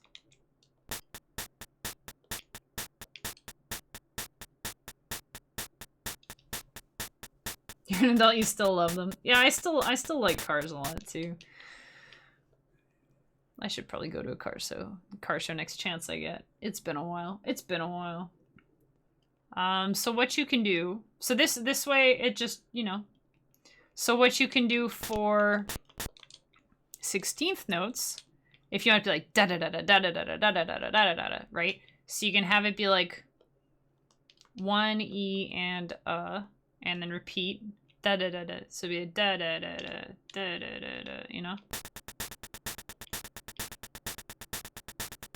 So you're not changing any, this is all the exact same note. If you click on any of them, they all sound the same, but it's because it's going through the table and you're adjusting it on like a per instrument basis. Again, it needs to be on step. If it's on tick, it sounds neat, but it's not the intended effect. And let's say you wanted to have like a little like an open hat right here. That's where, remember when I said make this like the loudest, longest one you want? You can use this as an accent. So what you can do is you just put this A20. Remember A20? Thanks for following. Welcome in. Appreciate it. Remember when we talked about A20? When you're in a table and you want it to stop. Oh, we don't actually need that there anymore. But when you wanted to stop playing the table, you wanted to not loop it. You can do that here too, because again, it'll look for table 20 and say, hey, there's no table 20. I'm going to not play a table here. And it should just play the note as it is. So the only problem with that is, as you noticed, this isn't on the beat. If I put it on the beat here, wait, that's wrong. If I put it here, because it starts over on the next thing. Thanks for the posture check. I do actually need to sit up. Okay, sitting nice. Sitting nice. I put my feet on the floor instead of sitting on them.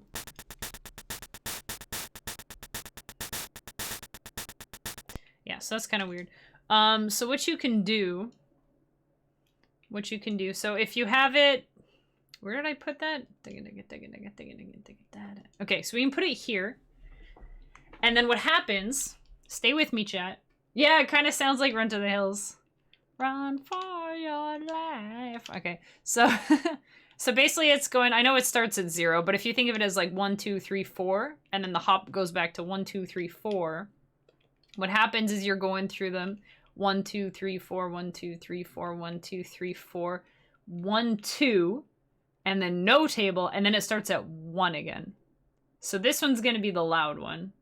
So you could just leave it there if you want, but if you want it to like fix, you want to like start over, you use the A command again, and you tell it to run whatever table we were on, 5. And then it will start over 1, 2, 3, 4, da da da da, 1, 2, 3, 4, 1, 2, no table, and then 1, and then 1 again, 2, 3, 4. So now it should sound about right. The only thing is this one's going to be a bit loud. So I think normally you could, this is what you would want to do, right? I don't think this overwrites the table. I think the table takes precedence. Wait, that's weird. Oh, right. That's the problem. I forgot about that. When you tell it to do this, oh, this has been driving me nuts, but I don't know if there even is a way to fix it. It will play the table, but it plays it in this mode. It's like doing that. I forgot about that. Okay, there isn't really a great way to do that. So in that case, what you can do is you can duplicate it as the same instrument and just turn off the table. Or something. It's not a perfect system, chat. Basically, it's best if you just do the table and leave it alone.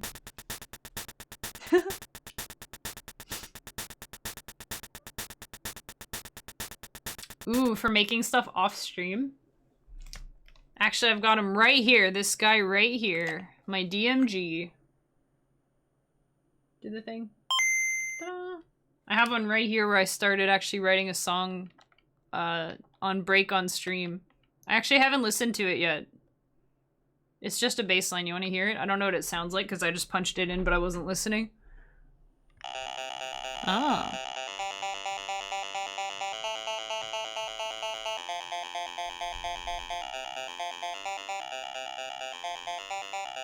Yeah, I couldn't decide what baseline I liked better. But yeah, usually I'll use a DMG, which is the original gray brick Game Boy. Although this one is blue and transparent and it's beautiful because I modded the crap out of it and it looks so gorgeous and it's got a light up screen and everything. So my first couple albums were written on a Game Boy Pocket on the way to and from work and on lunch break and stuff. I'd be sitting on the bus with my Game Boy and my headphones. One time I was at work on break and one of the supervisors came by like, "Oh, what you doing? Playing some Tetris?" I'm like, "Yeah, something like that." Not quite, not exactly. But the Game Boy Color has like the best processor, so if you're doing really complicated stuff, the Game Boy Color is probably gonna not crash the best. It'll do the best job of playing it back without any weird glitches happening. You gotta be pretty complex. So you guys have heard the stuff I make, and I use a DMG all the time, and I haven't had trouble. But I think it's if you use a lot of custom samples and you do a lot of crazy stuff, it might mess things up a bit. But the nice thing about LSDj is it auto-saves like every single thing that you do. So even if it does crash, you don't lose any progress. I have never lost progress on LSDj, except for I think one time I like messed up with my save management on the computer, but that was all me. That was all me. If I'm making something to show chat, I'll usually just do it on BGB is the emulator that I'm using right now. I'll just do it on the computer if I'm like, oh, I want to show chat later. But usually the big fat Game Boy, it has like the best speaker. It just sounds rich and nice. The Game Boy Color has the best processor, so it's like one of the two. Although I don't really use my old Game Boy Color anymore. I do want to mod a Game Boy Color. Hey, maybe that'll be the eel one that I make. I was saying the other day how I wanted to mod a Game Boy to be like lime green and have maybe even like the eel cover plate or whatever. Or a little eel on the lens. Oh, I bet I could make a custom lens. That would be so cool. Or at least put a sticker on it. I tried to print like little tiny eel stickers, but it's hard to find someone who will print stickers that small. But yeah, maybe I could paint it or something. But anyway, I wanted to get like a Game Boy Color with an IPS screen because they're like super fancy and stuff. I have my Game Boy Color from when I was a kid, but I am not touching it. It is like a relic. It's from my Oma. It's like all that I have left of her. That and like a necklace. It's so nostalgic for me, so I'm not modding it. But I do want to mod a Game Boy Color at some point. That was a really long-winded answer for a really simple question. Maybe I'll make a Kemikziel Game Boy Color at some point. That would be so cool. But yeah, the old gray brick is awesome. And the buttons are so nice and crunchy. I went back to Game Boy Pocket recently, and the D-pad feels kind of mushy, and I'm not sure if that's just like an MGB problem or what. The nice thing with the Game Boy, like the classic Game Boy, is you can fit NES buttons in it. So I've got like the NES D-pad with the arrows and it looks so sharp. It's so sharp.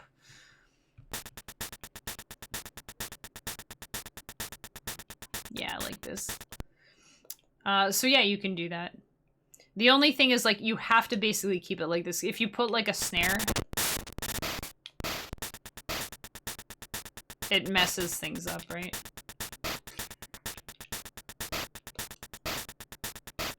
Like it messes up your where your accents are. But this is a really cool thing to do. Another thing that I really, really like to do, my actual favorite for this, it's similar. So we'll start it at like, we'll start it on a low one. Or actually, we can start it on a higher one. So the first one will be louder. And then you put it quieter. And then what you do, the Z command. Z for randomize. That makes sense. We already have R for retrigger, so it had to be Z. What the randomizer does, it randomizes stuff. it randomizes. This one will randomize this. And this one will randomize this, as you may have guessed. So again, this is like the loudness, and then this is the length. So what you do, you put this for the first time that the note is played, and then you put this for the second time the note is played. And then you have Z for every other time that the note is played. And you put the H command, but you pick the line that has Z on it. So in this case, it's 2. So in this case, it'll do a loud one and then a soft one. and then it would randomize after that. Right now it's not going to do anything because it's just zeros. But see? So this is basically that. But what I could do, to make it really obvious, is I could put like a loud one. So what it'll do now is every time after this that it plays that note, it will randomize. So it might be 3. It'll go up to 5. So it could be 3, or it could be 4, or 5, or 6, or 7, or 8. So it's basically a chance to be anything between 0 and 5, or 0 and 4 on top of this. Like that it adds to it, if that makes sense. So that sounds like this. So, but it's random. So there's no like rhyme or reason. It's just random. But that can sound really cool. That's kind of extreme. Usually I'll just add like 1 or 2. Because I figure if you had a human drummer, they're not hitting it like a robot exactly the same volume every time. So even just a little thing, you know? So it just adds a little bit, you know? Instead of just dot dot dot dot dot dot dot dot dot dot dot dot dot dot dot, you know? And then this one, like I said, is the length. So you could do something crazy where you'll get some really long ones. So it's basically randomizing anywhere between 1 and like 7 because it's adding up to 6 to that value, right?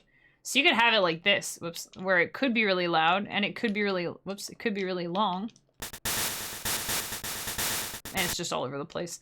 I kind of liked this one though. Maybe 2 is good. But the reason we have this one loud is just because I usually feel like the first one should be kind of on the loud side. And then we make this one even quieter. And then we need something to base the random off of. So the only downside to this is you can't have it like totally random from the beginning. You could skip this one and just start it here and just do these 3. Except then the first note will always be quiet. And I feel like on the downbeat, it's just nice to have it a bit louder.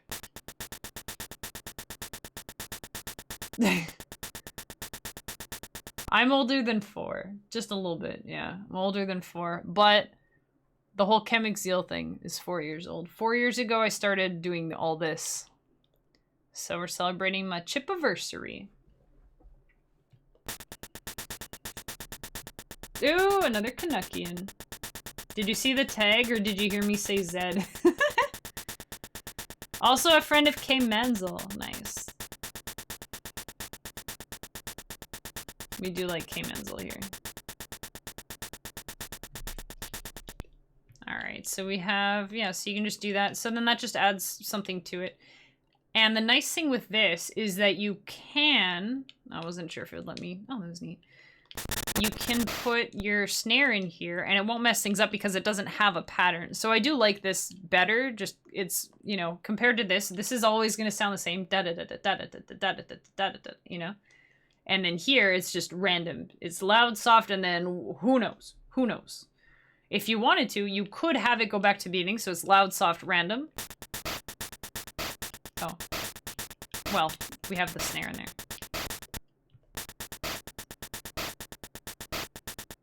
Definitely here because of Lady QW and Kemikziel. Yeah. Kemikziel and I get confused a lot. One time I got wished happy anniversary. on their anniversary, like, whoops, it's not me. What do I... Oh, that's my, whatchamacallit, chord.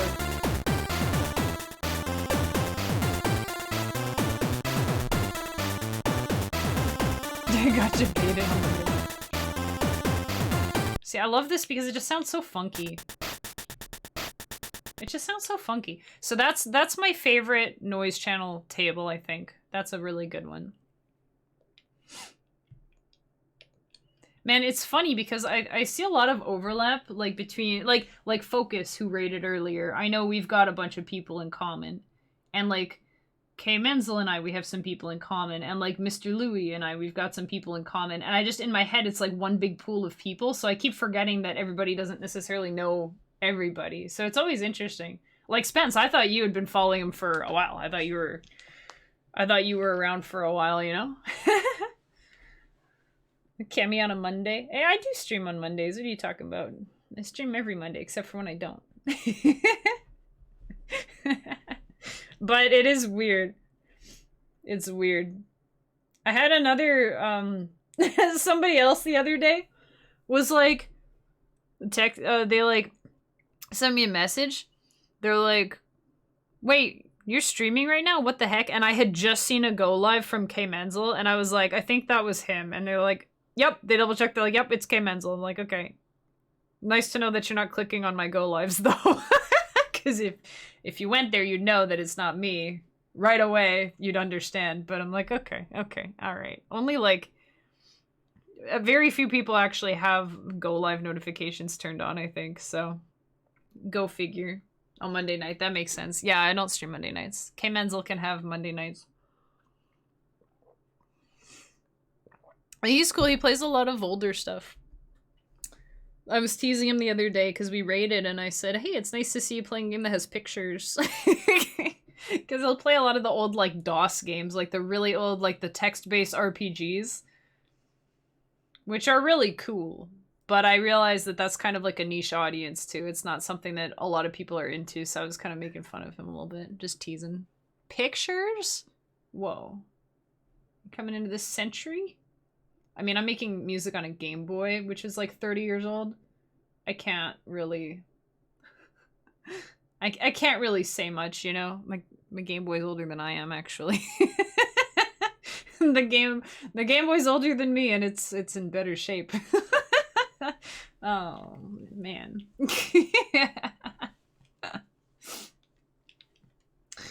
Anyways. What were some other things I was gonna go over here? I talked about the importance of having a patch book. I could show you what my patch book looks like. If I have a picture. It's just a notebook that has, like... Oh, actually, I'll tell you. It's like a notebook that basically... Oh, that's the... Ah! It's a notebook that basically has this written in it, and, like, this. Did you guys write this down yet, by the way, for your kick drums? This is like one of the first most valuable things I learned was how to make a kick drum in the wave channel. If you do nothing else ever with the wave channel, at least you're not wasting space in your pulse channel. Let's see. So that's a good dynamic hi-hat table. That's really good. We went over vibrato. We went over the wave shape changes. We went over envelope. We went over the slides and the pitch bends. We didn't go over retrigger. Retrigger's pretty cool. Retrigger is nice for snare drums. You took some screenshots? Nice. Proud of you. Make sure you remember to look at them later. That's the second part. Take notes and stuff, but remember to read them later. So if we make a... You can do the same kind of thing with a snare. That table, you can do that... That's not the right table. You can do that kind of thing anywhere. Heck, you know what you can do? You can do the random stuff for the wave shapes too. So let's ignore this for a second. Ignore this. Let's say this was in a pulse channel. You could do this. And I do this a lot too. Is it'll play the 12% wave. And then it gets here and it will randomly add 1. So it might go here. It might go here, it might go here. You can do 2, it might go here or here, you know? So you can do that, and then that makes it sound really cool. I'm actually going to put that in a new thing to show you guys, because why the heck not? You're going to do supper? This has been cool. Nice. I'm glad you enjoyed it. I don't know if you said you never really thought about how a chiptune is made, so I'm not sure if you got much out of it or not, but usually I'm doing more music making and less talking, so I realize that this might be a little bit tricky to follow if you're not already familiar with the program. But I appreciate you coming in and sticking around and stuff. I'm gonna be back on Monday after this. I'm working through Breath of the Wild, and I'm trying to get 100% on Majora's Mask before Tears of the Kingdom comes out. So I'm playing a lot of games. A lot of games in the morning, and then Friday is chiptune time. Also, I feel like I should just throw this out anyways. I'm not directing this at you specifically, but for anyone who wants, you can listen to all my tunes over on Bandcamp. All my released stuff is there in chronological order. So the newer stuff is at the top and the older stuff is at the bottom. That's how chronology works. And as a little side note, I am also having a sale this weekend.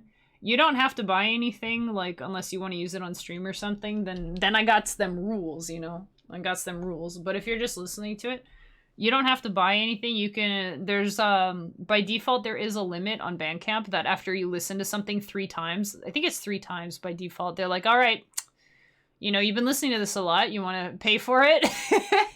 And it's cute. It's a cute message. It's like, oh, it's time to open thy heart/wallet. I'm like, that's kind of a nice way of putting it. That's a nice way to be like, a little reminder. Did you want to support the artist, or you know, but I took that off. I took it off of mine because I don't like paywalls behind stuff, or in front of stuff, I guess. So you guys can listen to my stuff on Bandcamp as much as you want. If you do want to buy something so that you can download it and have it on the app, or you whatever, there's a sale going on this weekend. So just throwing that out there. But definitely go like listen to some stuff if you want, because I'm not really like showing off right now. I'm not showing off my stuff, and I think I make some pretty decent stuff if I do say so myself. But I mean, I work on it until I like it, so that makes sense. Anyways. But yeah, learning new stuff is cool, and just seeing, you know, what is it? Seeing how the sausage is made or something. I feel like this is less gross. Anyways, hey Nano Blamo, nice to see you. It's very late, or is it very early? It's very average time here. It's almost 7 p.m.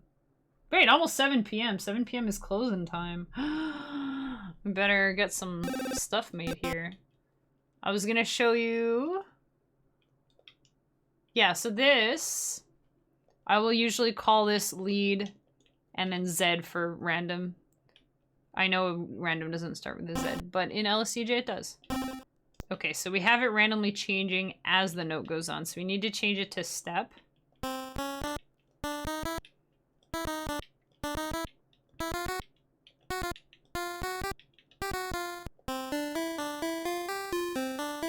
You can hear it changing, right? So without the table, it just sound like this.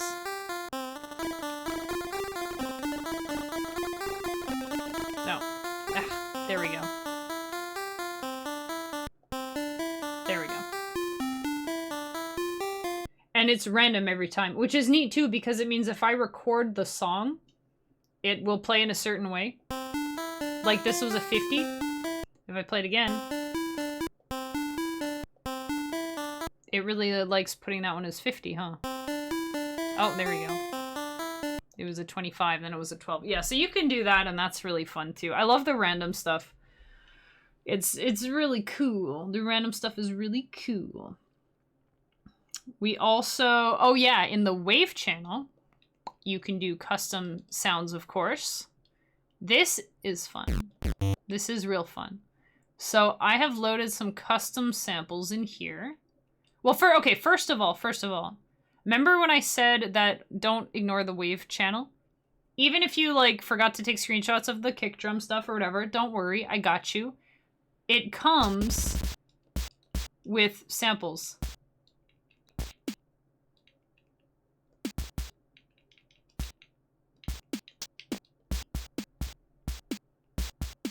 You can change, if you're familiar, you know what a 606 is, or a 707, or an 808. Oh wait. I like 707. I also like 909. I'm gonna put this on 909.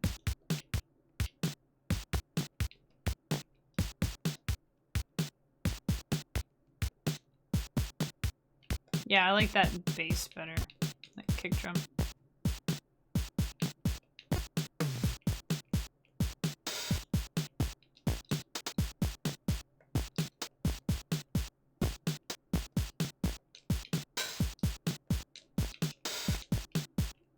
So you can do this, even if you're super lazy.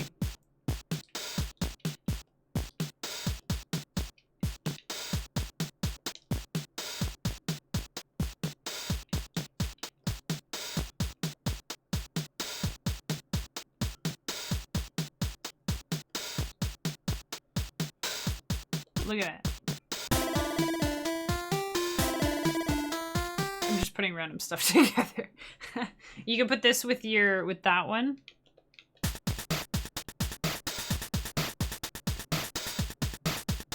There are some really good samples just on here. Right out of the box, you get all this. And you get, there's like a lot. I don't even know what these are. I don't even know. They have a speech one too, like allophones, which are really fun. I'm gonna put it on this because I always forget which ones I like. Lolgog. It's Lolgog, chat. That's what I like. So that's cool. You can do that. You can also do, like I was mentioning, your own custom sounds. Where you move... So this goes to kit, and then you have all the pre-done kits. There's an animals one, which is really cute.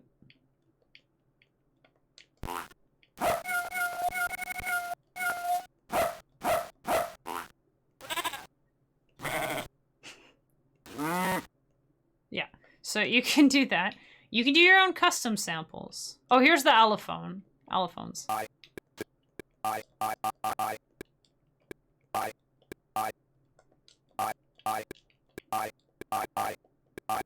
don't know, it's kind of weird. But you can do that. My favorite way to use the allophones is just...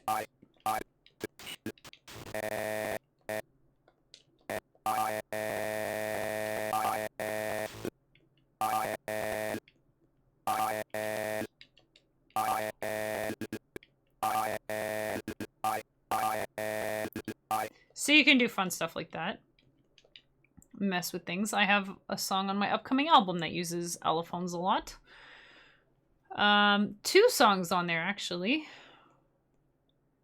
And we've got some custom samples here. We have a duck whistle. Oh, that's it. The one. I have the actual duck whistle right here.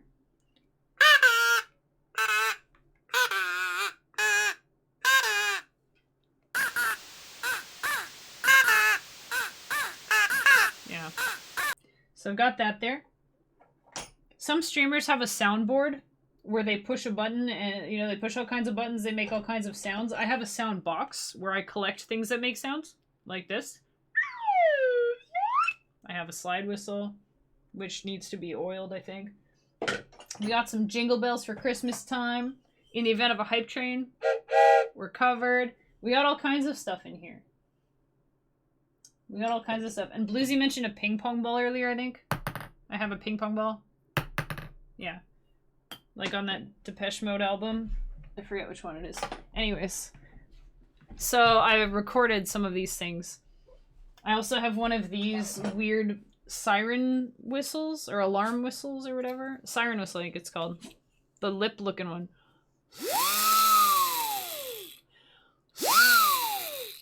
You know, it looks like lips and there's a little thing in the middle that makes the dog's looking at me. What? You hear these sounds all the time.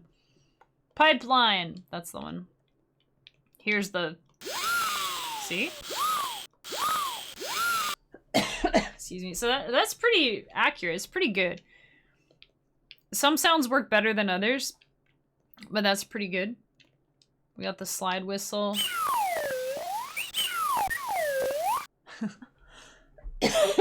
Sorry, I need some water one sec.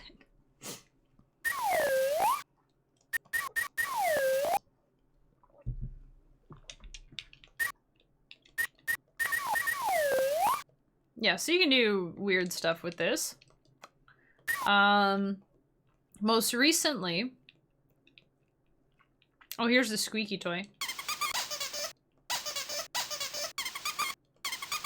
Yeah. More recently, I took my pop sound from when I dress up the eel. You know, we got little dress-up stuff.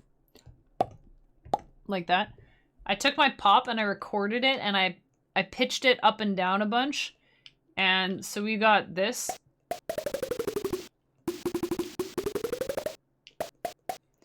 So that's really fun. And we were playing with this the other day. Donut Shoes came in here. Now you can do this with like any instrument, but on this one it sounded so good. This is R for retrigger. So this is the volume. And then this is the speed question mark. Yeah.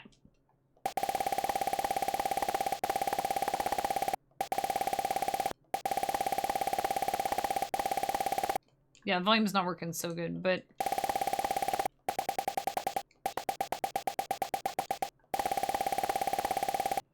I think you could probably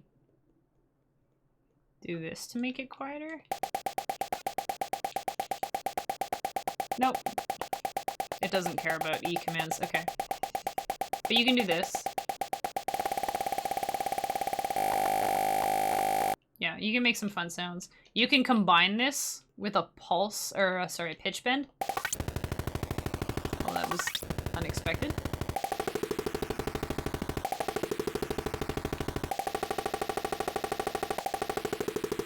You can do some crazy stuff. So yeah, custom samples are a thing that's really fun too, which that's like another thing for another day, but just it's more potential. If you want to, you could do that with just like just whatever wave instrument.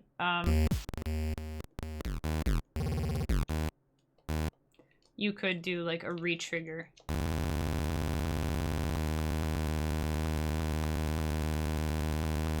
It works better on shorter instruments, but you can do that. That's a thing you can do. I think, let's see, we're about done, man. It's like time to wrap up.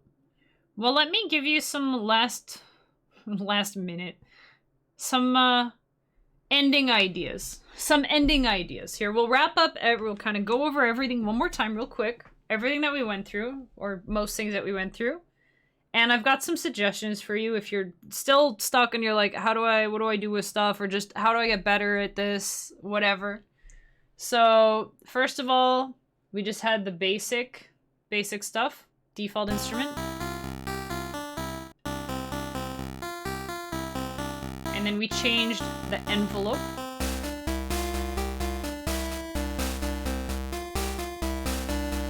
And then we changed the waveform.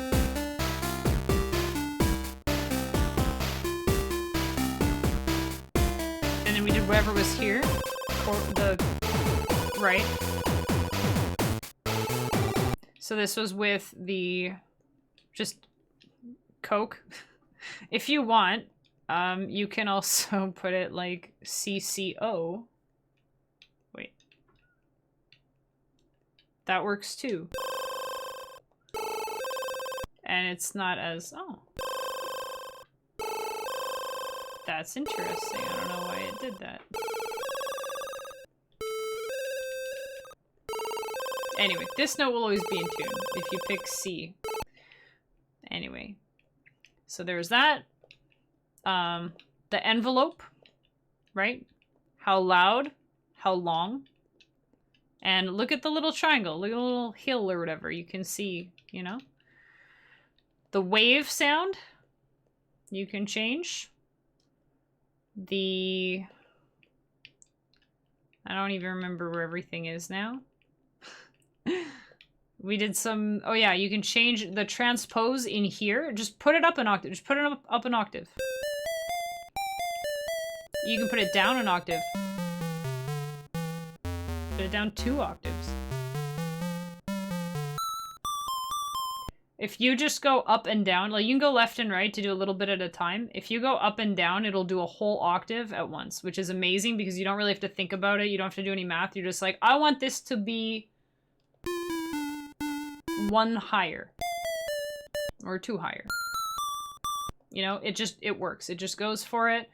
This was also with the 1-line table. So again, you want to make sure it's set to tick.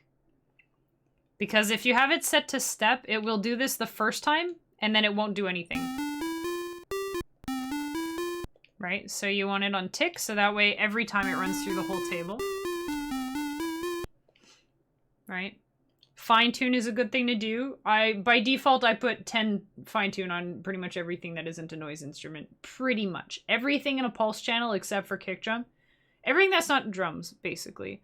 But if you made tom-toms, you can make tom-toms in the pulse channel the same way you make a bass, or a bass drum. But you just mess with the parameters a little bit, you know? Don't make it drop so far, that kind of thing.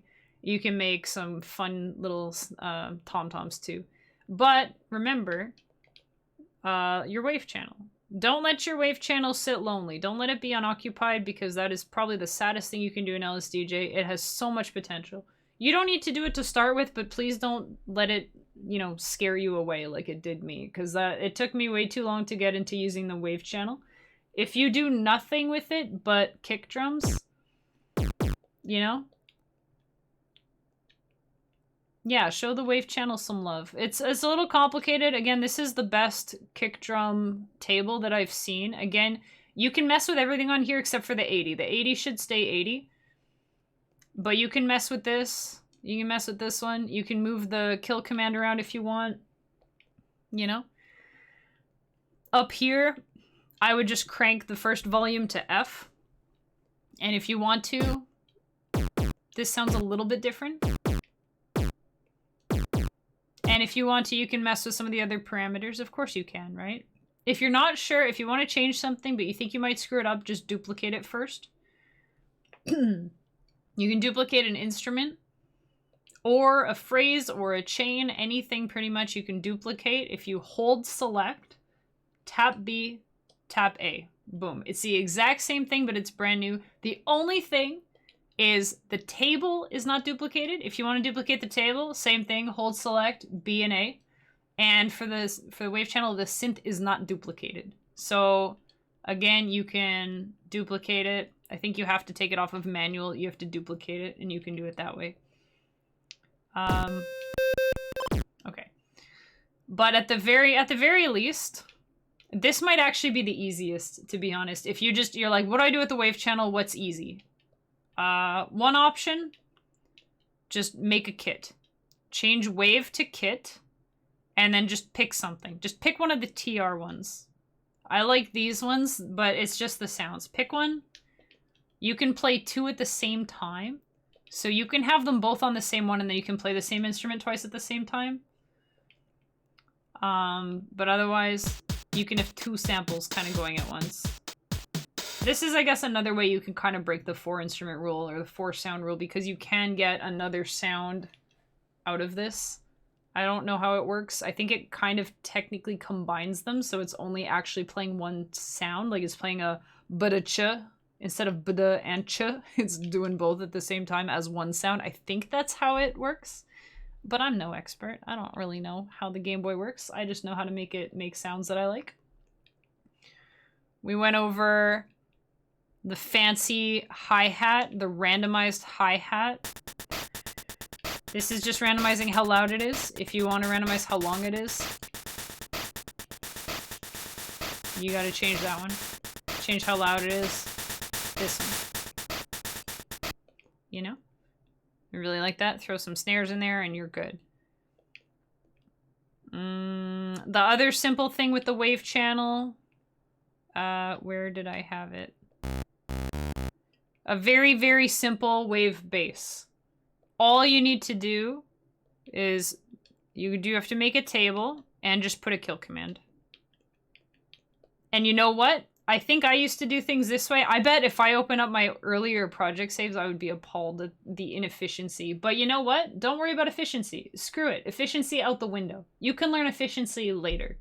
You don't need to be efficient when you're starting with anything. You don't need to be efficient. Just figure out how to make the sounds that you want and then figure out how to do that more efficiently. If you have to, you know, if you forget how to make tables or you're like, oh, last time I did a table, something screwed up, put kill commands in here. Just do it. I don't care. Just do it after every note. If you want to, you know, whatever you gotta do, just do it. Just do it, you know? Don't let your dreams be dreams. Just do it. You know, you can always find a better way, but you need to know a way first, right? You have to know how to get to your friend's house before you can find a shortcut, you know?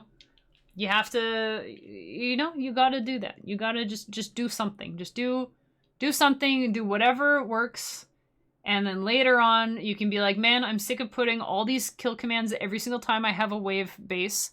How do I do the table? And it's really easy. It's the exact same thing, except you put it in the table instead of in the phrase, you know? So that kind of thing. You can always be more efficient later. I remember when I first started learning, I was stubborn And I was like, nope, the heck with efficiency. I don't care. I just want to know how to do things. I want to know how to make it sound the way I want. And then after that, I figured out efficiency. 4 years ago, I couldn't have told you that whatever the heck, which table was it? Oh, I took out the A because you don't even need the A20. You don't even need it. But I couldn't have told you the difference between the A command and the hop command and which one is more resource heavy. That's the other thing. Don't even think about taking up resources. It's a Game Boy. It's a Game Boy. This whole save file with all these songs on it, and this is one of my shorter saves. There's only like 9 songs on here. I have ones that have like 20 songs. This whole save file is 128 kilobytes. Like it's so crazy. But yeah, don't worry about efficient stuff. Don't worry about saving resources if you have a problem. Like, man, I don't know how to do tables. I'm putting these E commands on every single note, and I want to not have to do that. You know, or I'm doing, I don't know, whatever it is. You're like, I'm doing this every time and it's annoying. What's a better way? You can always find a better way later, but you got to know how to do it first of all. Make sense? I hope that makes sense. Was that everything we covered? I think that was pretty much...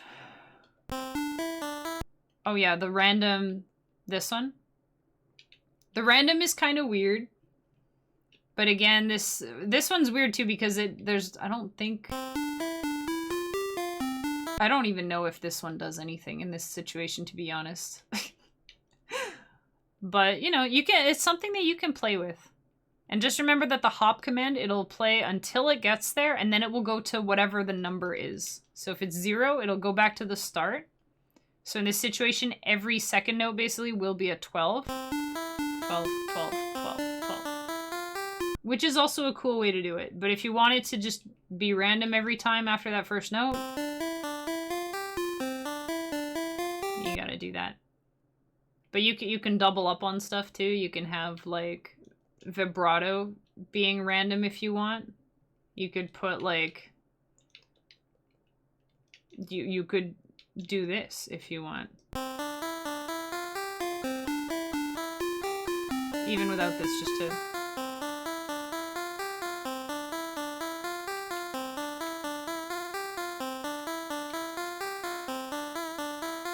like, you can do random almost anything. Once I learned about the random stuff, I was like, man, I'm never going to have a boring instrument ever again. So that's like the advanced strat. The hop command is very appropriate for Easter. Yeah, tell the Easter Bunny about the hop command. It's pretty good. Yeah, use kits. They're built already. You don't even need to make these instruments. You just have to pick a kit. And honestly, the first like 5 are probably all you need. We did that already. I think I've been over pretty much everything. Did you guys have any questions, or was there anything that you're like, I don't get it? Like, if you don't get it, just whine about it. Just be like, I don't get it. I'll cover it again. I'll like answer questions and stuff. I don't know why I turned my page over. I just have the notes on the one side of this page. Some things that can help with learning anything, but in particular, you know, with LSDj context. One thing I recommend is to make a patch book. So if you make a really cool instrument, or if you have a cool table, like the kick drum table, right? Put the kick drum table, for crying out loud, put the kick drum table in your patch book. Just write it, screenshot it, and make yourself a collage in like Paint or something if you want. Whatever you want to do. I'm old-fashioned. I have a paper book where I write down the numbers of things that sound cool because I won't remember everything. You know? Or if you like, you know what? I should write down heckin' Goglol or the 909 and the 707 because I always forget which ones I like, you know? So having a patch book really helps. Oh, a lot of musicians, let me shout out Defense Mechanism. I think there's a 3 in his name. Let me... yeah. Let me shout him out. I think I can just... Can I just copy this? No? Okay. Let me shout out my good friend Defense Mech real quick.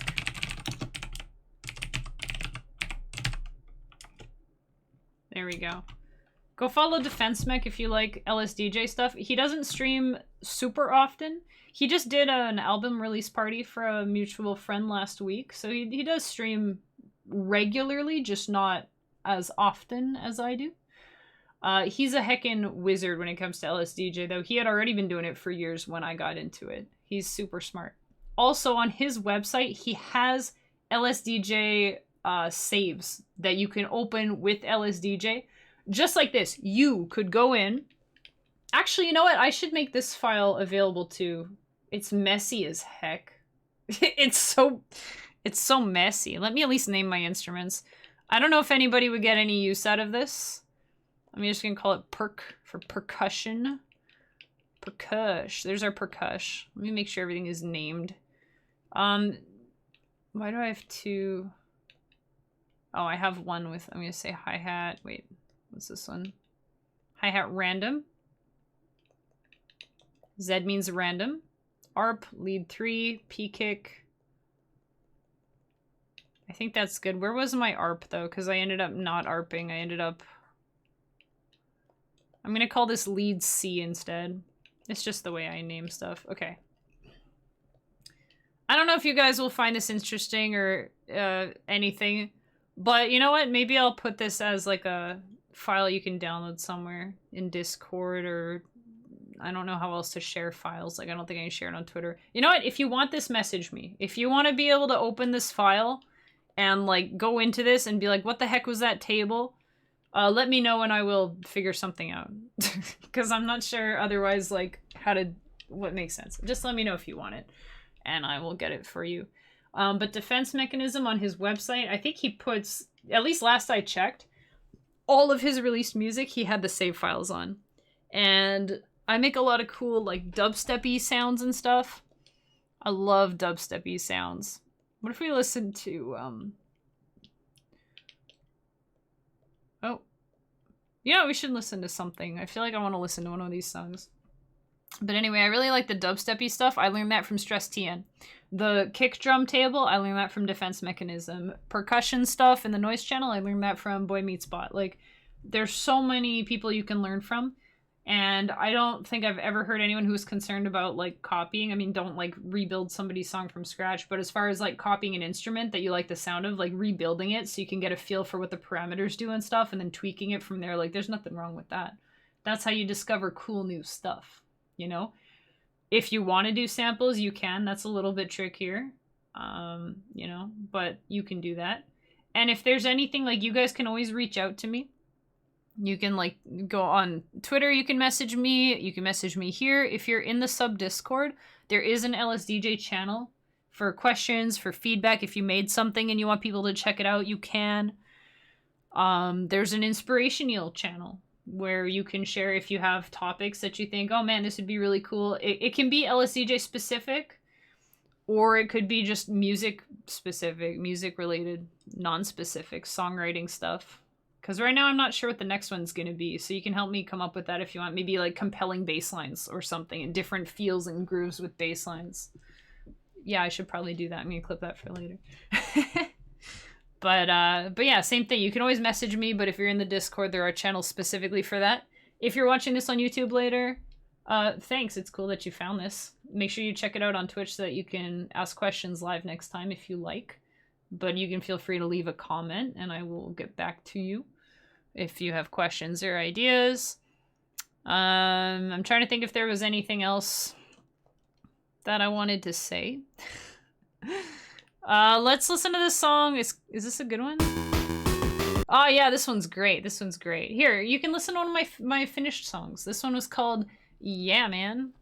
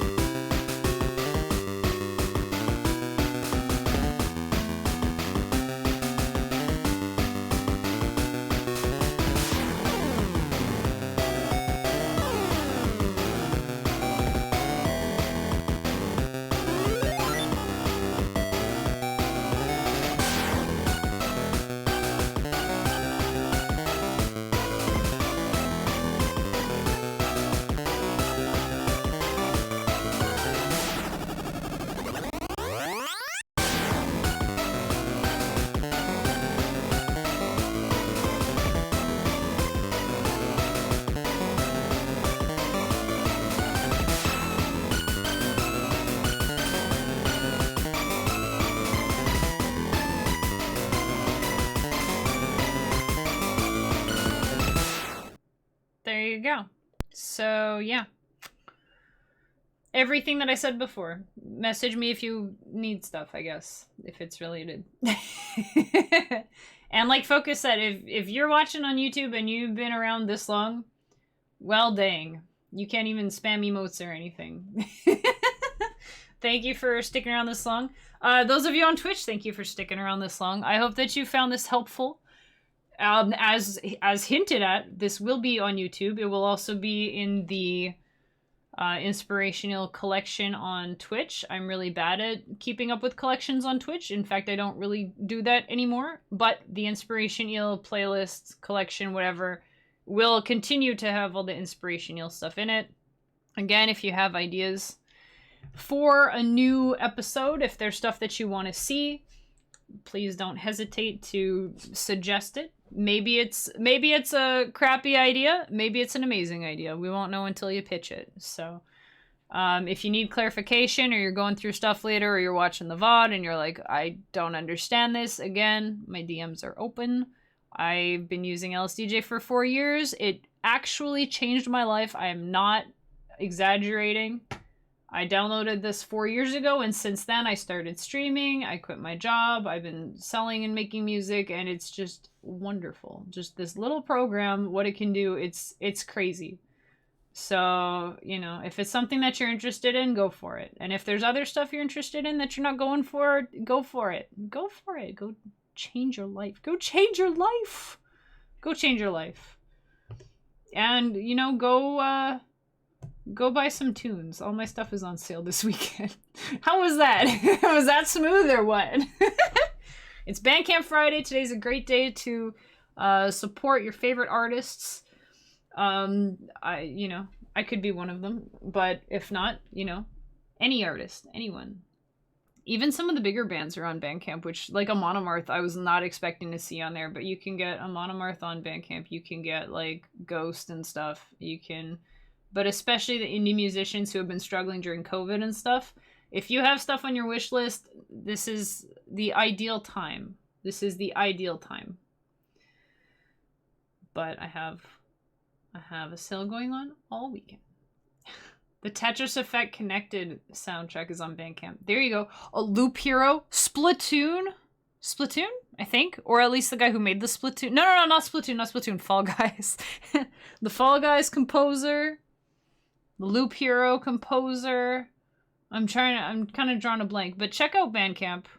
A lot of people are having sales. If you're following them, like check your Bandcamp messages to see if you're having cool sales from people. You know, it really helps. There's a lot of musicians that are in like a really bad, maybe not as bad now, thankfully.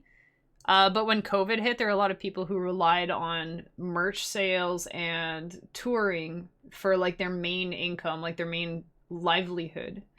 And then they couldn't tour anymore. And on tour is where you usually sell merch. So they were just really in hot water. So Bandcamp took it upon themselves to say, you know what, the first Friday of each month is Bandcamp Friday. We waive our revenue share. I think Bandcamp takes normally 10 to 15%, depending on the artist. So that, it helps, you know, it helps. So anyway, Bandcamp is awesome. Go there. We're gonna go on a raid. Let me see who we should raid. We've got, let me see here. Oh, I know who we can raid. Someone that we haven't raided in a hot minute. Someone we haven't raided in a hot minute. We've got Phantom Limb Gamer, who is fundraising for Limbs for Life. He's an amputee. He's raising money to help other amputees. It's a charity stream. We'll go show some support. You know, don't feel pressured to donate or whatever. If you can and you want to, that's wonderful. But I don't, you know, we raid into these to show support and just bring some good vibes and stuff. I don't want anyone to feel pressured. Same thing with Bandcamp. I don't want anyone to feel pressured. I'm having a sale, so if you've been wanting something, or if you want to play some of my tunes on your stream, you can, but you got to buy it first and then link back to either my Twitch or Bandcamp on your stream. But, you know, or if you want to download it, then you have to buy it. I think that's Bandcamp's rules. But anyways. Anyway, yeah, we're going to go raid PLG. doing a charity stream. He's playing retro. It says Capcom, so that sounds like possibly Mega Man. I'm not sure what he's doing. Let's bring him some good vibes. Good vibes.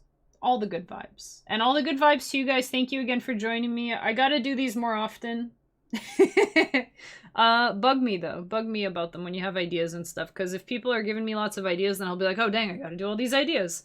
When it's me trying to come up with ideas, I don't always know what people want, you know?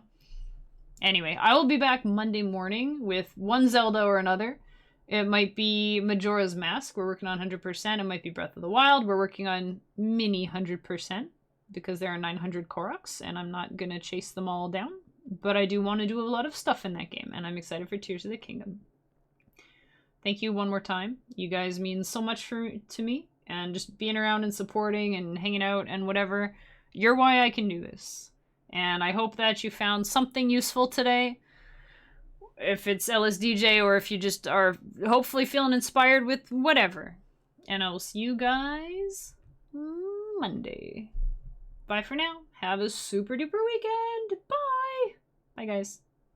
Bye.